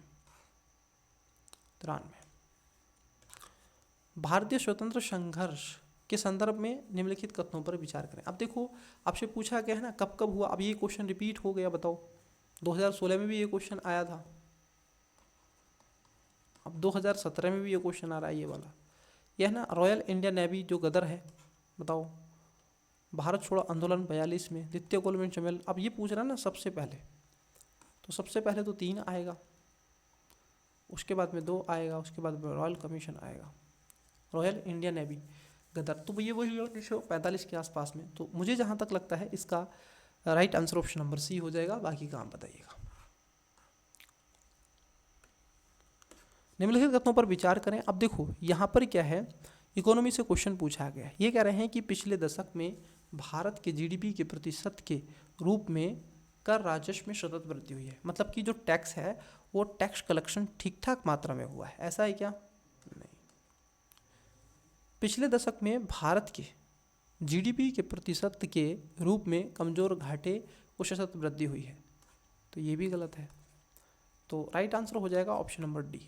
चलिए कोई नहीं, इंग्लिश मीडियम बताइएगा बेटा राइट आंसर क्या है 90 का और 92 का, 93, 91 एंड 94। नेक्स्ट, हाल ही में कुछ शेरों को गुजरात के उनके प्राकृतिक आवास से निम्नलिखित में से किस स्थान पर स्थानांतरित किए जा रहे हैं? कार्बेट राष्ट्रीय उद्यान, पूनो पालम पालपुर वन्यजीव अभ्यारण्य, मुदुमली वन्यजीव अभ्यारण्य, सरिस्का। ठीक है, सरिस्का याद कीजिएगा, मैंने आपसे बात की थी किस पे, तो ये जो चर्चाओं में उस समय रहा था पूनो पालमपुर जो वन्यजीव अभ्यारण्य है वो इसमें रखा गया था बी। उसके बाद अगर हम देखें 96 नंबर, किसी राज्य में राष्ट्रपति शासन की उद्घोषणा निम्नलिखित में से कौन सा पड़ा? देखो अभी राष्ट्रपति शासन कहाँ लगा है? मणिपुर में। ठीक है, अब ये कह रहे हैं कि परिणामों का आवश्यक नहीं है। खासतौर पर क्या है, जब आप ऐसा कुछ होता है, जब आप रिपोर्ट लिखवाते हैं तो राज्य विधानमंडल का क्या है, राज्य विधानमंडल सभा का विघटन होगा, क्या ऐसा है? राज्य के मंत्रिपरिषद का हटाया जाना और स्थानीय निकायों के विघटन। तो इसको आप खास तौर पर क्या है आसानी से दे सकते हैं राइट आंसर, क्योंकि राष्ट्रपति शासन की बात यहाँ पर हो रही है। आर्टिकल 356, मुझे केवल थोड़ा बताना था हिंट्स के रूप में। ये भी पॉलिटिक्स है। भारत के संविधान में शोषण के विरुद्ध अधिकार, देखो कहाँ पर है, शोषण के विरुद्ध अधिकार, कल कारखानों में काम से रोक और मानव है। 1 और 4 सी इसका राइट आंसर हो जाएगा, बाकी के अलग है, बाकी के अलग है। ये कह रहे हैं निम्नलिखित में से कौन सा भौगोलिक रूप से ग्रेट निकोबार के संबंध में, ग्रेट निकोबार अच्छा क्वेश्चन है कि नहीं, ग्रेट निकोबार बताओ। तो सबसे ज़्यादा सुमात्रा, क्योंकि सुमात्रा यहाँ पड़ता है, ये है सुमात्रा। नेक्स्ट 99 नंबर क्वेश्चन है, बड़ा ही अच्छा क्वेश्चन है, बड़ा क्वेश्चन है। निम्नलिखित कथनों में से उस एक को चुनिए जो मंत्रिमंडल स्वरूप की सरकार के अधीन है। देखो फिर से मंत्रिमंडलीय सरकार के अधीन, इजी। तो ऐसी सरकार के कामकाज में तेजी लाने के लिए क्रियाविधि जिसके उत्तरदायित्व दिन पर दिन बढ़ते चले जा रहे हैं, उसको लेकर के लाया गया है क्या? नहीं। तो ये लाया गया है सरकार के जनता के प्रति सामूहिक उत्तरदायित्व को सुनिश्चित करने के लिए संसदीय लोकतंत्र क्रियाविधि है। ठीक है, उसके बाद आपका नेक्स्ट आता है क्या,